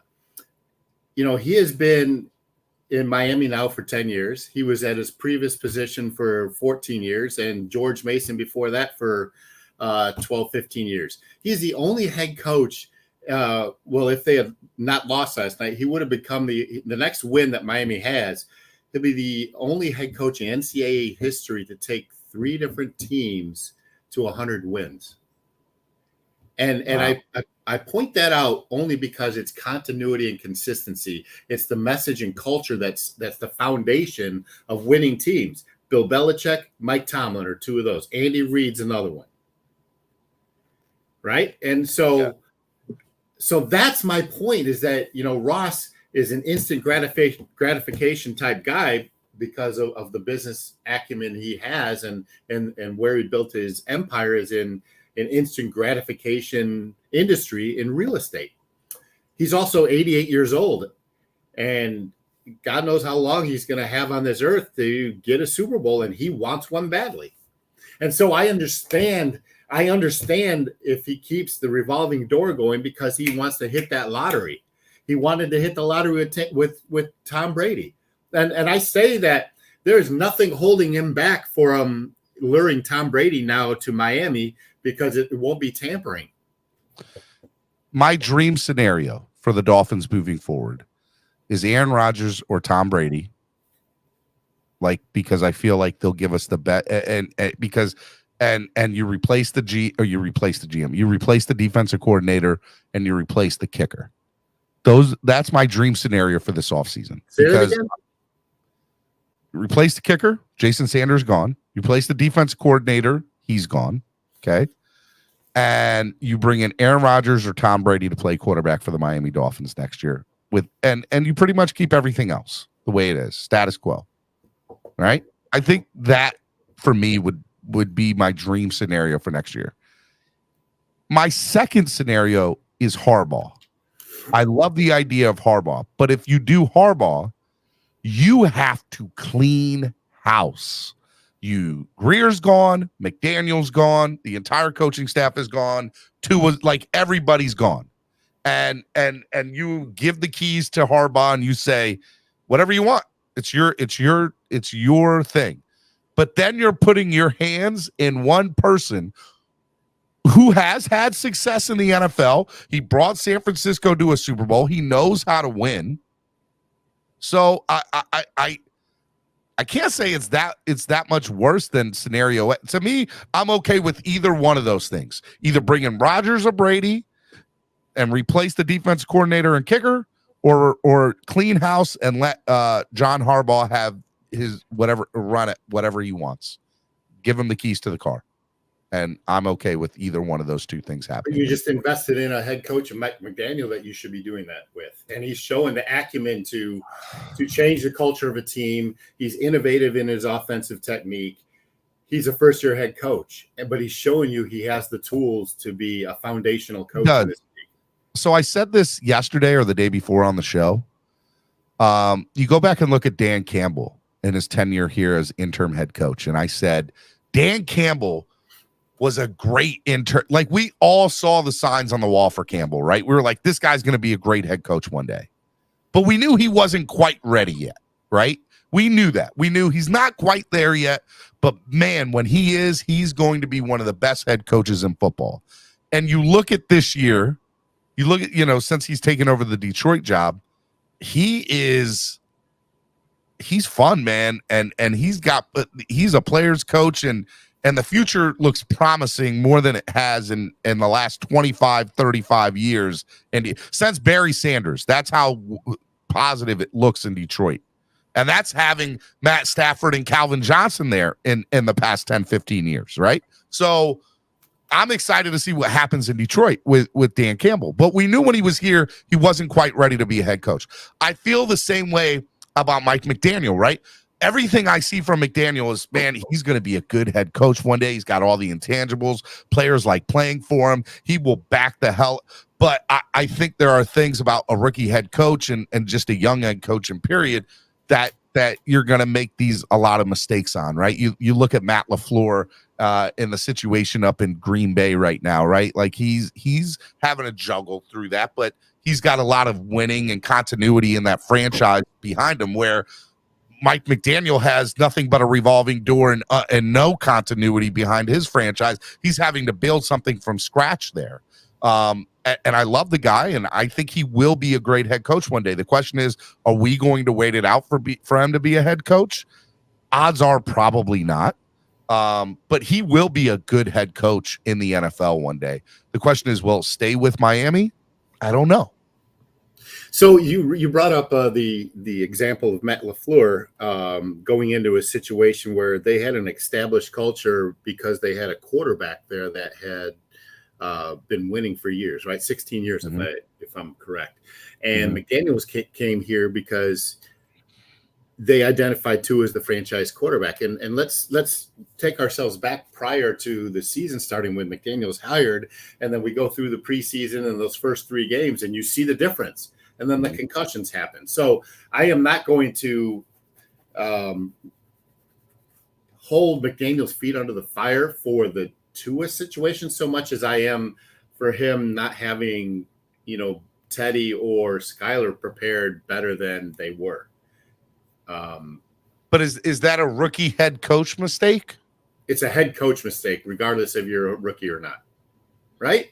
Yeah, but you have to take into account that he's a rookie head coach, Cameron. And I say that because for me, that gives him a pass. Like, I'm like, all right, he's a first-year head coach, first-time head coach. I'll give you a pass. Because odds are he had a list of things that he was going to do at the beginning of the season, and he was probably going to stick with those things, and he did. And some of those things hit, and some of those things didn't. And the things that didn't cost us wins. And so he didn't have a plan B or C, and that's the issue, right? Yeah.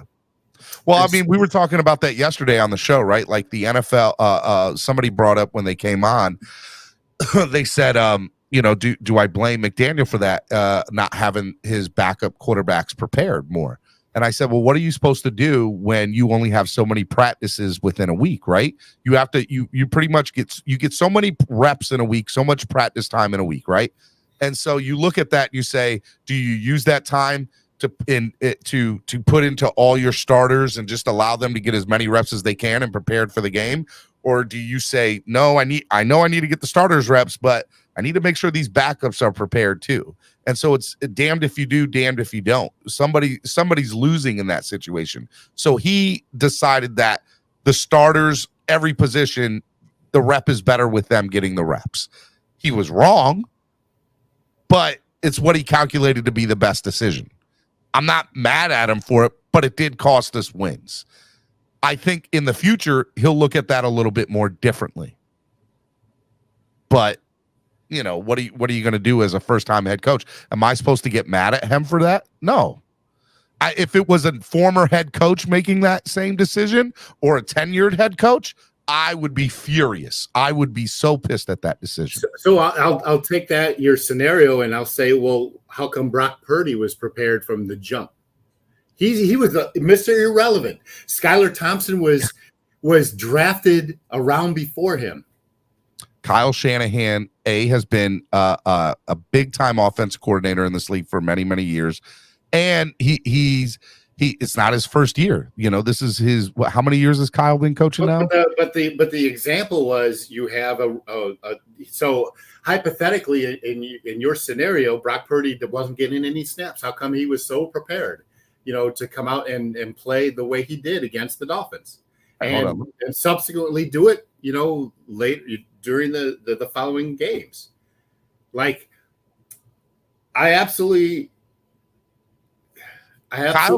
Kyle Shanahan, 2017 season was his first year as head coach.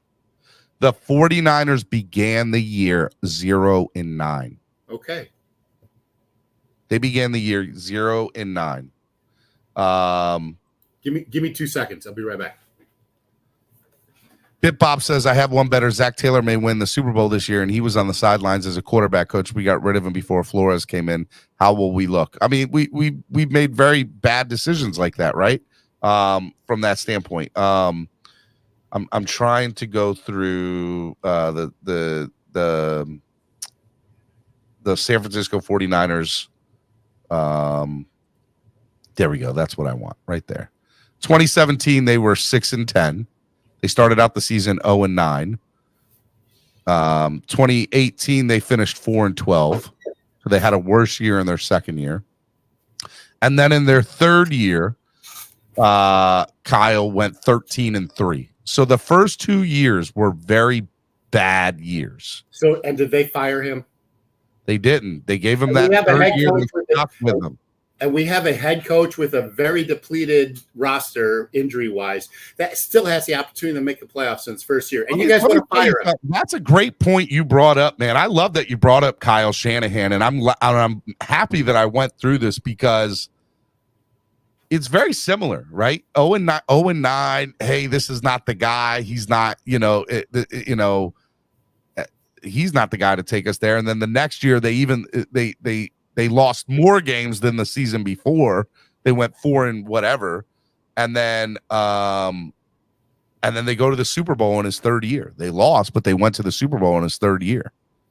Man, you just brought it. I'm a little bit more optimistic about McDaniel staying because of that whole scenario. And so at level 2, hit the nail right on the head, and I have to agree with him. And I'm a Tua lover, and I think he's an exceptional quarterback, but your best ability is availability, right? Herbert and Burrow have been on the field, and they've progressed, and they've grown.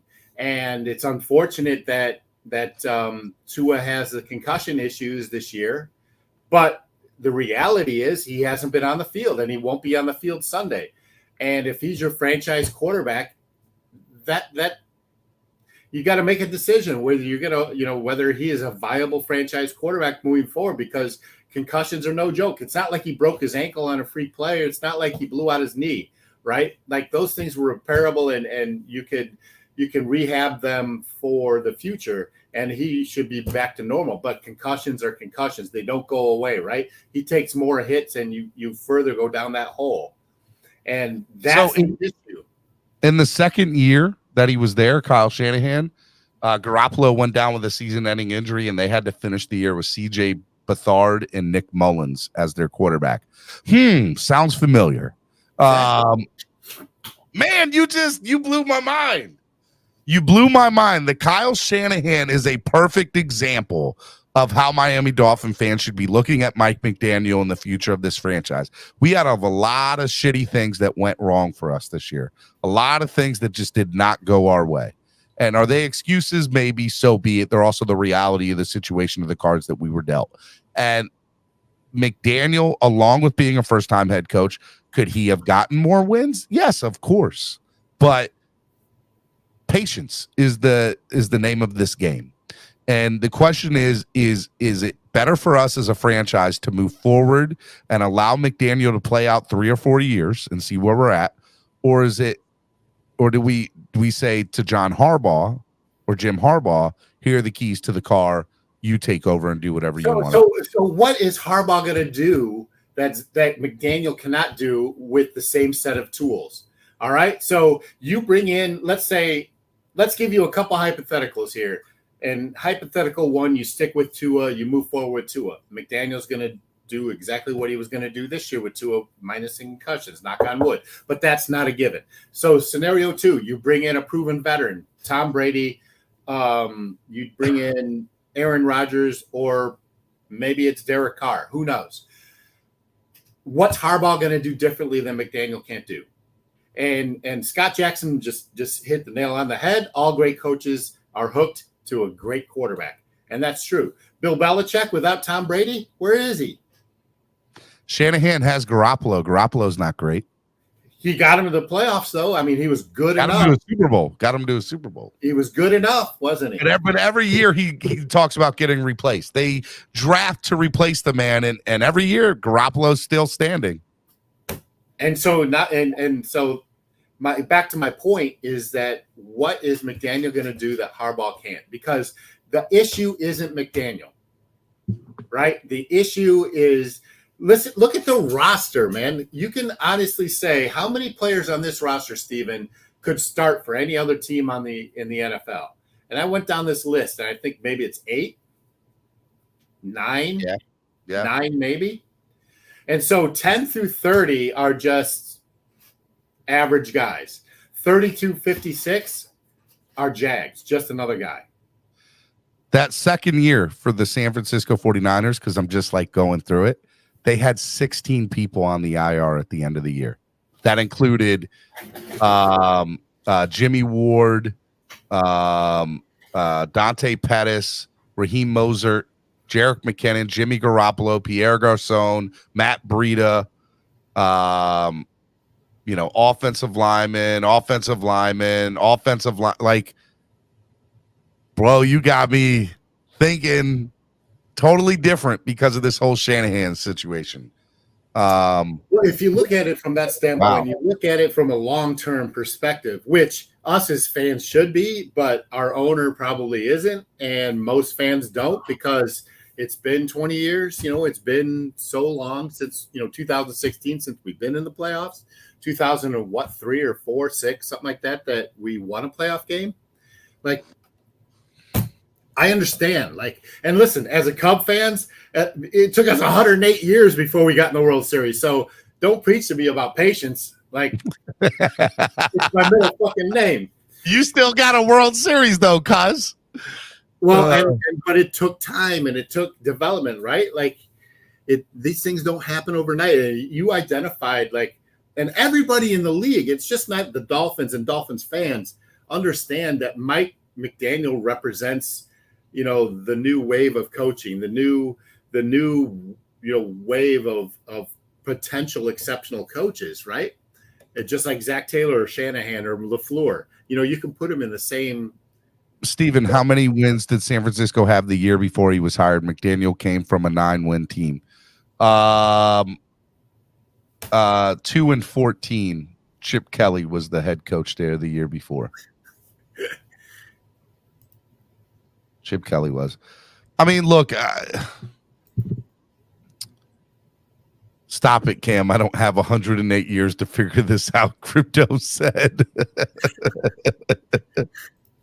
I'm with you, brother. It's so look, So here's what I've kind of gotten from our conversation. Perspective. It's a perspective thing, right?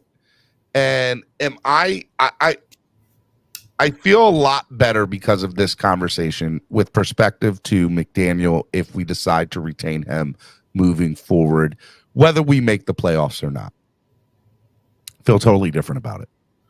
If we do not make the playoffs, for me, or if we decide not to retain McDaniel, there's only two people I think I would want to have the keys then, and that's Sean Payton and John Harbaugh. Do I think they're the right people? I don't know. But they're the only one plausible that I would be like, I understand why Stephen Ross is going about this way. He's doing what he thinks is the fastest, quickest way to get a Super Bowl. And if he decides that those two people are it, so be it. But I do feel a lot better about McDaniel with this conversation. And I do think that the right thing to do would be retain McDaniel and bring in a veteran quarterback and look for a quarterback in the draft in the next two drafts. That would probably be the best thing for the future of this franchise. Bill Parcells was a master of this, right? You keep drafting quarterbacks every year. It doesn't matter how many you have on the roster. You draft a quarterback and you identify a quarterback to draft and you develop them. And I was excited that changed this year with the Dolphins. They drafted a quarterback, right? You signed Bridgewater.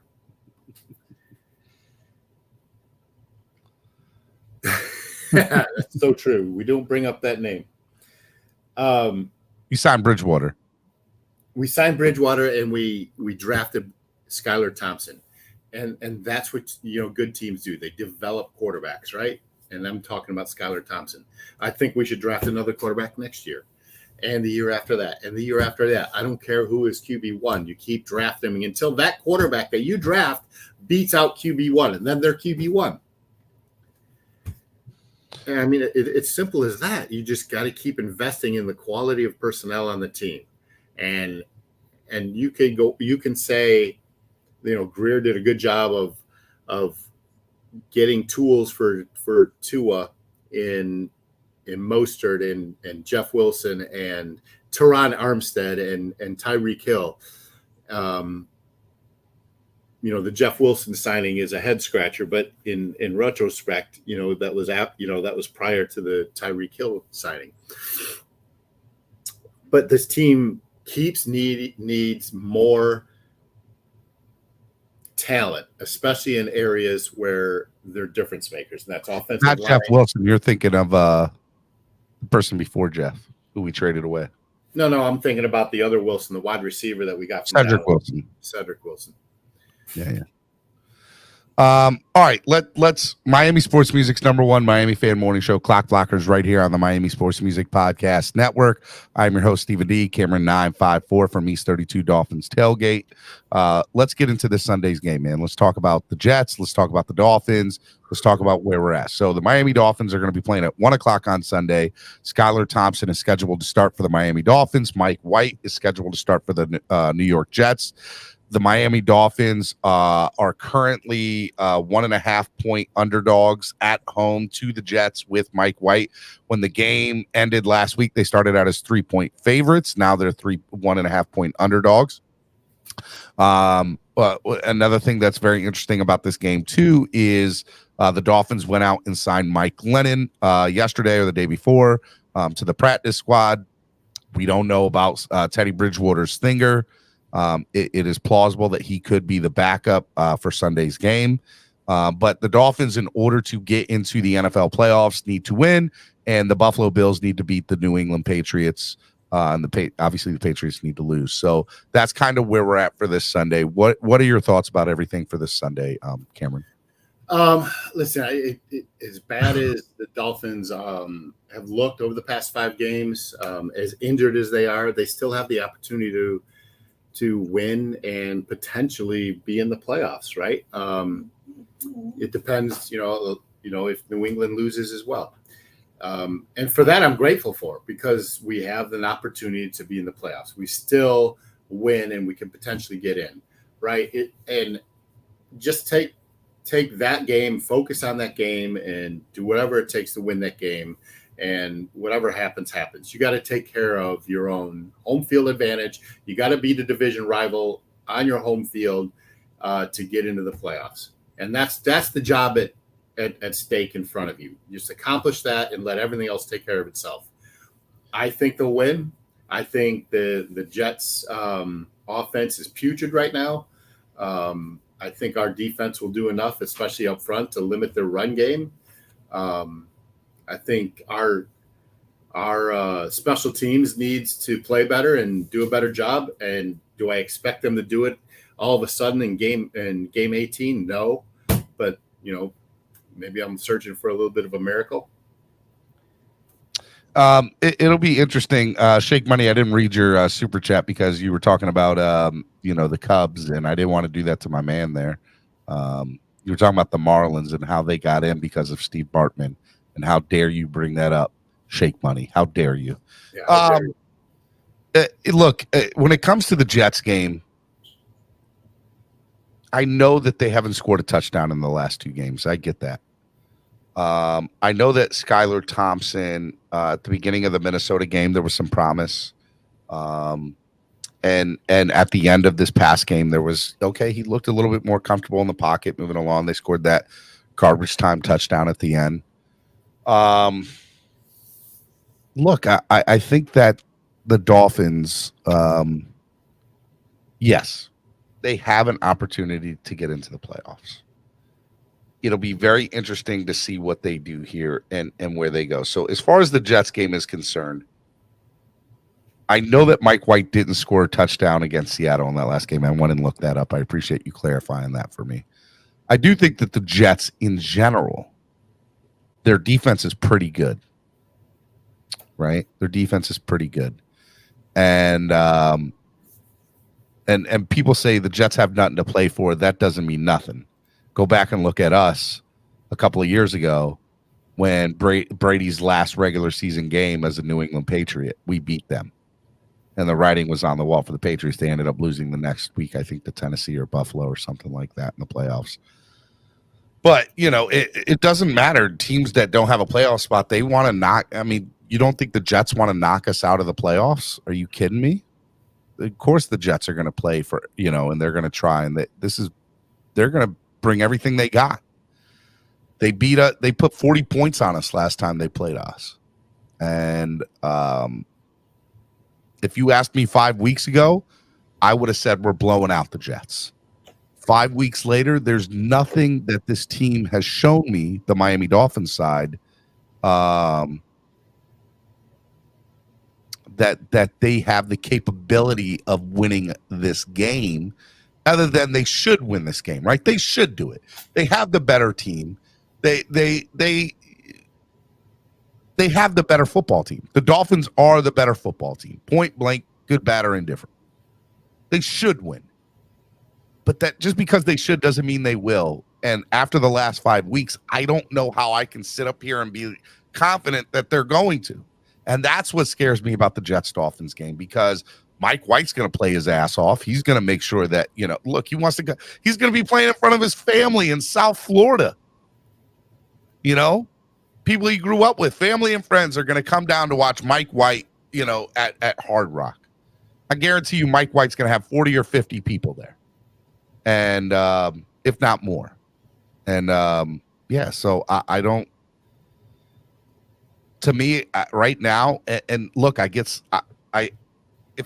I'm honest with myself, I know I'm going back and forth here. Mike White and Skylar are probably neck and neck, but Mike White gets the clear advantage because he has more playing time than Skylar, and he has, he's been in the league longer. So look, I have to say that I think the Jets are going to win. I don't like it, but you need to convince me on why the Dolphins are going to win. And nobody has yet. Nobody's convinced me why the Dolphins are going to win on Sunday. They just haven't. Who started that Jets game for the Dolphins?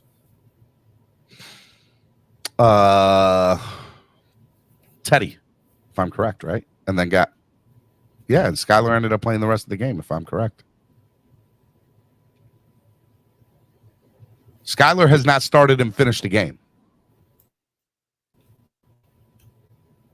Because he got knocked out against who was the last game he started. If I'm correct, that was the game where Teddy started the game, and after got hurt on the first play, allegedly got hurt on the first play, and then was out. And then it was right. It was, Skyler the rest of the way. I just need somebody to convince me on why the Dolphins will win on Sunday, and maybe I'll believe it. But nobody's done that yet. Nobody has done that, because I don't think there is a convincing argument that you can give me. Well, it's an 8-8 team, so yeah, you're right. Right? Like, we're an average team playing another average team.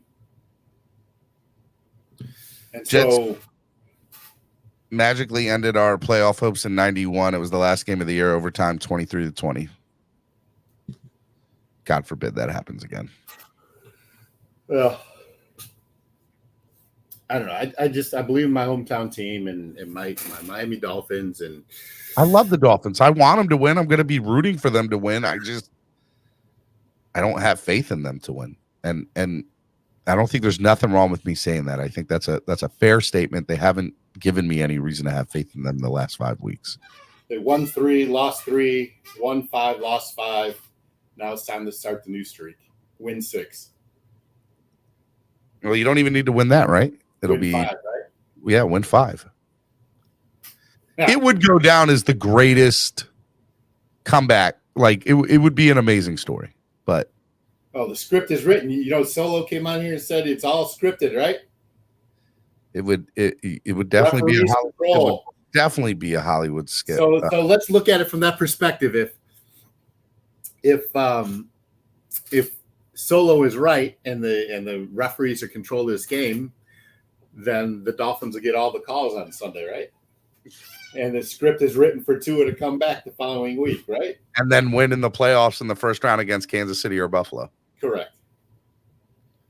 From your mouth to God's ears, I hope you're right, man. Demar Hamlin is awake and responsive. Yeah, I've been looking at the things. Demar Hamlin is awake. He's responsive. He's holding hands with his family. All great news. All wonderful news. Power of prayer is real. It's awesome that he is.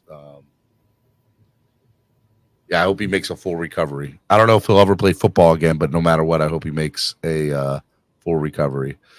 Barry Jackson just tweeted 20 minutes ago. He said that this Dolphins staff believes you don't lose your job because of injury. Dolphins OC Frank Smith indicated when asked about Liam replacing Rob Jones last Sunday, Liam admitted he was rusty. Interesting. Liam, listen, I'm not convinced in Liam and Austin Jackson. I think those are arguably 2 really bad draft picks by Greer. They've been like you signed Brandon Shell off the street, and he's played markedly better than Austin Jackson. You plug in Robert Jones, who was, I believe, an undrafted free agent. He's played better than Liam Eichenberg. Ooh. Sam Madison. Y'all ready for this? I got a good one. I got a doozy here for you. Tell me. Sam Madison. This is a tweet from Barry Jackson. Sam Madison said he did not have a heart-to-heart with Byron Jones this season, asking if Jones would be able to help them. Quote, Sam Madison said, he could have helped if able. Injuries come up. Some people fight through them. Some people don't. I do not. And then Barry put in, things. He says, I do not believe Sam meant it as an indictment of Byron Jones. You can say that all you want. Words are in the pudding. He was definitely calling out Byron there. That's big. Some people fight through them. Some people don't. That's wow. Listen, that's the coach, man. He's telling you as it is. Though Dolphins generally don't permit IR players to speak, they would have permitted Byron Jones to speak with reporters if he had chosen to. Byron, a thoughtful guy, hasn't shown interest in doing that, which is very much his right. If he's cut, big cap hit unless it's a post-June 1st cut. The whole Byron Jones situation sucks because I agree that I think Byron could have helped this team out this year and could have been somebody to help. A healthy Byron Jones changes the dynamic of the defense. No doubt. And it sucks that 100%. And let's talk. Can I switch a player here real quick? And we don't talk about enough about, I just mentioned two players that Greer, missed on in Austin Jackson and Liam Eichenberg. But can we commend him for Christian Wilkins? Oh, yeah.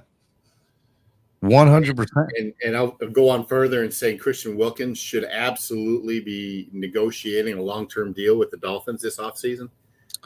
If the Dolphins don't wrap him up for the long term, they're doing themselves a disservice on every level. He's hands down one of the best defensive linemen, if not. I mean, I don't know if it's fair to say he's the best yet, but he's the number one defensive tackle in he's tackles this year. I mean, then you can make the argument he should get paid like a number one DT. And I'm sorry, he's the number one defensive lineman. Well, I know he broke the franchise record for most tackles in a season from a defensive lineman. 92 or 91, whatever it was. And he surpassed pretty that. Impressive. And the guys, those are the types of players you build a franchise around. Like he's an Aaron Donald type or Ndamukong Suh type player. Yeah, he didn't even need the extra game to do that either, y'all. That just so y'all know, that's how big that is. I don't know, man. I don't know. Real quick, let's just talk about the game on Sunday with the Patriots and the Bills. What are your thoughts about that game? Where do you see that game? Because that game's going to affect the Dolphins too. Man, the news that just came out about Demar Hamlin, I think, lifts a big weight off the shoulders of that locker room. The Bills absolutely have something to play for in that number one seed. The opportunity to get the number one seed. I think, New England isn't in the same stratosphere as Buffalo, talent-wise, and I think heads will be clear. They'll fight for their brother that's in the Cincinnati hospital, and I think you're going to see a focused, really passionate play from Buffalo, and I think they win by 17. Yeah, it'll be interesting. Buffalo Bills an hour ago tweeted out, per the physicians caring for Demar Hamlin at the University of Cincinnati Medical Center, Demar has shown remarkable improvement over the past 24 hours. While still critically ill, he has demonstrated that he appears to be neurologically intact. His lungs continue to heal, and he's making steady progress. We are grateful for the love and support we have received. That's awesome. That's awesome, man. I love that news about Demar. Guys, if you donate to the channel, 100% of the donations we're sending to Jamar's charity. I would love to send more. Right now, we only have $17 in for the day in donations. So come on, guys, donate to the channel. And, I will send it all over to Demar's charity and foundation, Chasing M's, which is awesome. Dave the Dude says Wilkins will play out the 5th year and may not be re-signed if big name quarterbacks is brought in. If big name quarterback is brought in, I don't think that'll be the case. Here's the thing about bringing in a Tom Brady or Aaron Rodgers. Everybody said it's going to take a lot of money. Aaron maybe, but Tom knows what the deal is, and Tom I don't think is worried about the money. Tom just wants to win another ring. And I think Tom will sign for whatever amount, is negotiated. I don't think it'll be that bad. That's just my opinion of the deal.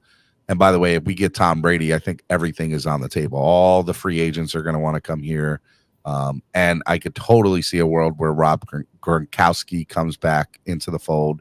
Gronk tweeted earlier this year that he was bored sitting at home. I 100% could see that. So, and they both have houses in Miami. Why not? Why not? Definitely could see that. Miami Fan Talk with a $10 donation says prayers up for Demar. Awesome, man. Stop falling for the banana in the tailpipe with Wilkins. Look, I understand the Dolphins don't have a very good history of re-signing current players to their team, but I think two things you need to look at: Jerome Baker and Emmanuel Ogbah. Those are two contracts that you can go back and look at of players that produced for the team, and then the team rewarded them with contracts. Seiler. Say that again. Zach Seiler. I mean, they Zach signed him Seiler up too. They gave him a 3-year extension. That 100% did. So you can take those 3. So yeah, I mean, look, I think that you're past Dolphins. Dolphins are willing to give their players now the bag or money and extend them. Look what they did with Xavier for however many years. So that's pretty cool too, man. Joseph Cooper with a $10 donation says, "Bless up to Demar and his family and foundation." Thank you, Joseph Cooper. Tom just got divorced, took an average quarterback money forever with New England. He will be looking for bank. Disagree with that. Stephen D, don't forget that video Brady posted about Hill and Waddle at the beginning of the season. Subliminal messaging, perhaps. I think he was thinking about playing with them. I agree, Stephen. I think Brady will come to the Fins on a team-friendly deal. Damn, Chubb over Wilkins, shaking my head. I don't know about Chubb over Wilkins, but I've been a little disappointed with Chubb's. I thought that he would make the defense that much better, and he hasn't. I disagree. That's been disappointing. You disagree that you didn't think that was the case? No, I think it's no coincidence that Jalen Phillips' season his production's gotten better since Chubb has been on the field. Mm-hmm. Right? Chubb demands double teams, chip blocks, where that allows Jalen Phillips to work one-on-one. Jalen Phillips has produced better results since Chubb has been on the field. Cameron, what about time management? For what? For who? I'm not sure. Raul, be a little bit more specific in your next thing. Cat for Life says we are ranked 29th in defense with Wilkins' best year. What does that tell you? That our secondary blows. Think of all the injuries we've had in the secondary this year. I would have loved to seen Trill Williams in the secondary. I was so excited for Trill. And you put and by the way, having Trill and Cater as the future, very excited about that. I mean, let's say that you got to bank on Trill coming back from that knee injury 100%. Mm-hmm. You keep drafting those players. You keep identifying. You keep looking out there in the free agent market, in the undrafted market, just as Cater Kahoo and Keon Crossan were. The only mistake with Chubb was giving him an extension before he played a single snap. He had no incentive to play hard. Rashad Brown said Phillips' production has gotten better because he replaced Emmanuel Agba. 100 made Phillips play better. Brady will want $40 million. I don't think Brady will want. You give him $40 million. Rodgers is going to get the same. Yeah. Right now as it stands, they have like $26 million under the salary cap, and and they have Byron Jones' contract coming off, and some others. They can absolutely afford to bring in TB or Rodgers. Trill would have gotten 4 or 5 interceptions. I'd like to think so, but I'm also trying to hope about that too. I'm trying to go through Twitter and your chats all at the same time. Here's something we haven't talked about. Let's change subjects real quick. Zach Thomas. Finally. Oh, yeah. So here's my list, man. Zach Thomas, right? I want to see him get in. I want to see Woodson get in. And I want to see Devin Hester get in. Hall of Fame. I'm trying to see the entire list. All right, here are the finalists. Darrelle Revis, Joe Thomas, Devin Hester, Torrey Holt, Reggie Wayne, Andre Johnson, Dwight Freeney, Jared Allen, Patrick Willis, DeMarcus Ware, Zach Thomas, Darren Woodson, Rondé Barber, Albert Lewis, and Willie Anderson. Zach Thomas better be on there. Jack Riley's on there, right? Or Ken Riley, rather. It says 15 Pro. So, I mean, this is... Those are the names that I see. I don't see that name. So going back to that list, there's 3 receivers, right? Andre Johnson. Yep. The Indianapolis Colts receiver, Reggie Wayne. Yep. And who was the other one? Jared Allen, Willie Anderson, Rondé Barber, Dwight Freeney, Devin Hester, Torrey Holt, Andre Johnson. Holt. So it's Torrey Holt, Andre Johnson, and the Colts receiver, Reggie Wayne from the U. 2 guys from the U there, by the way. 3 guys if you include Hester. So number one, let's talk about Hester. Hester gets in. He's the best punt returner, kickoff returner of all time, right? He changed the game. He revolutionized it. Yes. Yes. And nobody's ever played it like him before since then. And honestly, I'll do you one better. I think him returning the opening kickoff for a touchdown in the Super Bowl solidified his place in the Hall of Fame.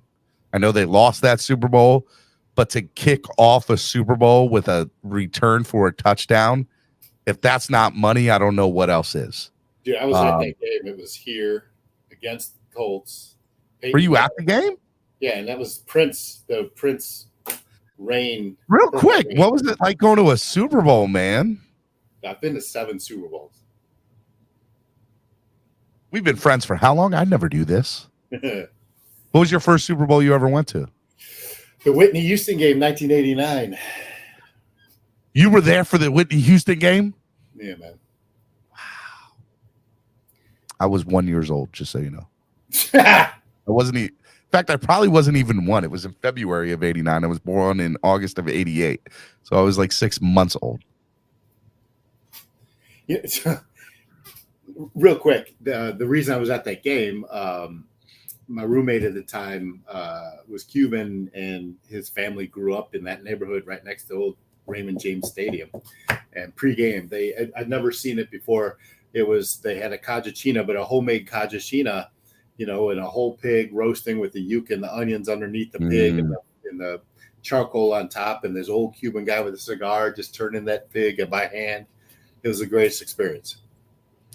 And so, I'll never forget, because we were in the Gulf War at that time, and there were helicopters flying security around that stadium. Really? Give me. What are the other Super Bowls you've been to? Like, what can you name a couple of other ones that were like big that you remember? The one here was pretty big. That Indianapolis game. I went to the one in Minnesota. I went to. I've been to the one in Pasadena and the one in Scottsdale. I want to say I went to 2 in Tampa.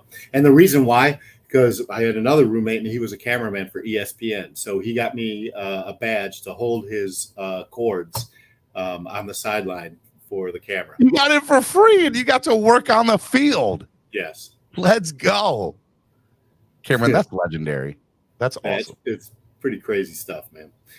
And pretty fun. All right, let's go back to the list. Torrey Holt gets in automatically, right? Torrey Holt, absolutely. Yeah. Reggie Wayne, I think, as well. Darrelle Revis, I don't think does. Not the first one. Yeah, I don't. Dwight. So Joe Thomas, Darrelle Revis, and Dwight Freeney are first time. Yeah, I don't see any one of those guys. I could see Joe Thomas getting in, but I don't. Played for Cleveland for many years on a bad football team and was a bright spot for them and put up numbers and went to multiple Pro Bowls. That makes you a Hall of Famer. He also had his career cut short, if I'm not mistaken, by a knee injury. Yeah, I want to say he only played like 10 or 11 years, if I'm correct, something like that. I don't even know if he played that long. All right, Rondé Barber. I don't think Rondé gets in. I'm surprised he's a finalist. I know his numbers are up there, but I'm just kind of surprised. And then Andre Johnson, we had said, had played in the league for 17 or 18 years. I mean, he's been in the league for so long, so the numbers were, of course, going to be there. But he had some of the greatest wide receiving seasons in all of history. I don't know. I mean, look, as far as I'm concerned, the only clear-cut person that 100%, there's a couple of them. Darren Woodson deserves to get in automatically. Zach Thomas, obviously. Devin Hester, I think, is a no-brainer. Torrey Holt's a no-brainer. I think Torrey Holt, Andre Johnson, and Reggie Wayne. If you got to vote one or two of them in, you got to vote all three of them in, and it would be really cool to see those three wide receivers get inducted in the same class. Be a big wide receiver class, that's for sure. It would be really cool. Any reason why Devin Hester does not get in? I think because he was a specialist. But eventually, how many specialists are in the NFL? 0. No, there's two punters, right? Ray Guy and Reggie Roby. Yep. Is Reggie Roby in the Hall of Fame? No, I don't. All right. Hall of Fame punters. Punters. I mean, you could say George Blanda was a punter, kicker, quarterback. He's in the Hall of Fame. All right. Ray Guy, who just passed away recently, by the way. He's the only punter in the NFL Hall of Fame. Okay. If you ever get a chance to watch NFL Films documentary of Ray Guy, it's pretty cool. So there are, I'm going through by position, 4 kickers. Morton Anderson, George Blanda, Lou Groza, and Jan Stenord are the 4 kickers in the Hall of Fame. Stenerud, and then 1 punter, Ray Guy. And I think that is all. Hey, Cap mentions Frank Gore. Did you see Frank Gore knock that dude out in his body? Yeah, I did, bro. I saw the video of that. Shout out to Frank Gore, by the way. Love that guy.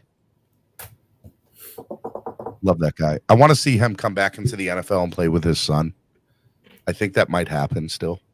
I think he's keeping himself in playing shape from what I've heard because he wants to play with his son in the NFL. All right, man. Final thought of the day, man. By the way, if you still want to donate, y'all, donate. $38 donated today so far in total. You guys can do Cash App or PayPal too. Remember, 100% of the proceeds are going to go towards Demar Hamlin's Chasing M's Foundation. K Flexen said the Miami Dolphins have disappointed me for the last time. K Flexen, shout out to K Flex, man. I hope you come by the tailgate this weekend. As I'm inviting all of you, Cap for Life. You guys said you were going to swing by. I know Chef Jew will be there. Batman, I don't know if you're going to run the podcast from the tailgate. Batman, if you are, hit me up. I know you're listening in the chat. But, man, it's week 18. We've got East 32 Dolphins tailgate for the final tailgate of the season, regular season. It's going to be big. You got DJ Breezy. We got our gear for sale. Fins in the house will be there. I think you said you just landed in Miami, so welcome to South Florida. The weather is immaculate. It's supposed to be absolutely beautiful, high 60s here on Sunday. So, man, we're looking to have a good time and come home with the win at the Rock, right? We'll definitely have to see. Beep Bop thinks that we win on Sunday with a 43-yard Jason Sanders field goal. Hey, man, that'll be – where are you guys going to be at the stadium? I'll be there coming to the tailgate. So go to tailgreeter.com or download the Tailgreeter app on your Android or Apple device. And all the information's there. But we're directly underneath the East 22 orange sign in row 209, just down the aisle from the East 12 tailgate. Row 209 is all the fan club tailgaters at Hard Rock Stadium. So that's where we'll be, and come join us, man. We're going to have fun. Food will be ready around 9:30, 10 o'clock, and DJ will be live at 9 and bar open at 9. Level 2 Noob says, my wife will be in Florida without me about tomorrow for the weekend. I is sad. We wish you were coming. Membership. Hey, if you guys want to sign up to become a member of the channel, Bip-Bop, Sal, Dave the Dude, any of y'all, Damian D's, K Flexen, BDG, any of y'all want to sign up to become a member of the channel, I just dropped the link in the chat for you guys to sign up and become a member of the channel. If you guys want to donate to the channel, remember, YouTube takes almost like 50% of its fees out of there. And you guys can do Cash App and PayPal too. And just as a reminder, all the donations that come in yesterday, today, tomorrow, we're going to we're going to send into Demar Hamlin's foundation, which I think is a pretty awesome thing. Got a question from Manolo. How do you get there from the south? Just get yourself to the east side of the stadium. If you don't have a parking pass, if you're going to Uber there, have your driver drop at gate 2 on the east side. Yeah, definitely. Had a great show today. Today was fun. A lot of fun. Thank you, Tamaris, for getting on. There we go. New member. Love it. Bebop 66. Thank you very much. So, thank you for becoming a member. Let me give you your wrench, good man. Look at you. Now you're a part of the family. Can we get 2 new members? 2 new members. Come on back if you haven't left. Tomorrow's show is Spread Kindness Friday. Gonna have a great show. Hopefully Jason Sarney will be back on with me. He's been off the last couple of weeks. Sorry. I'm hoping he'll be back on tomorrow. And we're gonna have a good show. We'll talk more about the Jets game. And I will bring you, the fans, on tomorrow. Tomorrow will I'll bring you guys back on too. We'll do some panels, and I will open up the panels for you guys tomorrow. So tomorrow should be fun. And then obviously Sunday will be the season finale versus the Jets. And my hope and prayer is that we win and we get in. And that will be my hope and prayer. And that is all I will say about that. Hopefully we'll have a celebration Monday, right? I would love to have a victory Monday. I would love to have a victory Monday. Victory playoff Monday. It would, oh my God, it would make my day to have a victory playoff Monday. It would be awesome. So, all right. I love you all. Y'all the best fans in the world. I will leave you all with the best song in the world from the best player in the Miami Sports Music's #1 Miami fan morning show. From Cameron 954 and Stephen D. We're out. Have a good day, y'all. The whole city right. A little early, it's a bit surprising. Get it smooth, now we enterprising. Switch it up, now we improvising. Go to get in the winter collar. Whole squad been trained to go. Fins for life, we throw the foe. Singing this just to welcome bro. Who that? To a time, to a time. Time to cry, time to shine. To a time, to a time. To a time, to a time. To a time, to a time. Time to cry, time to shine. To a time, to a time. To a time, to a time. My intuition told me this. To trust the coach, he holds a gift.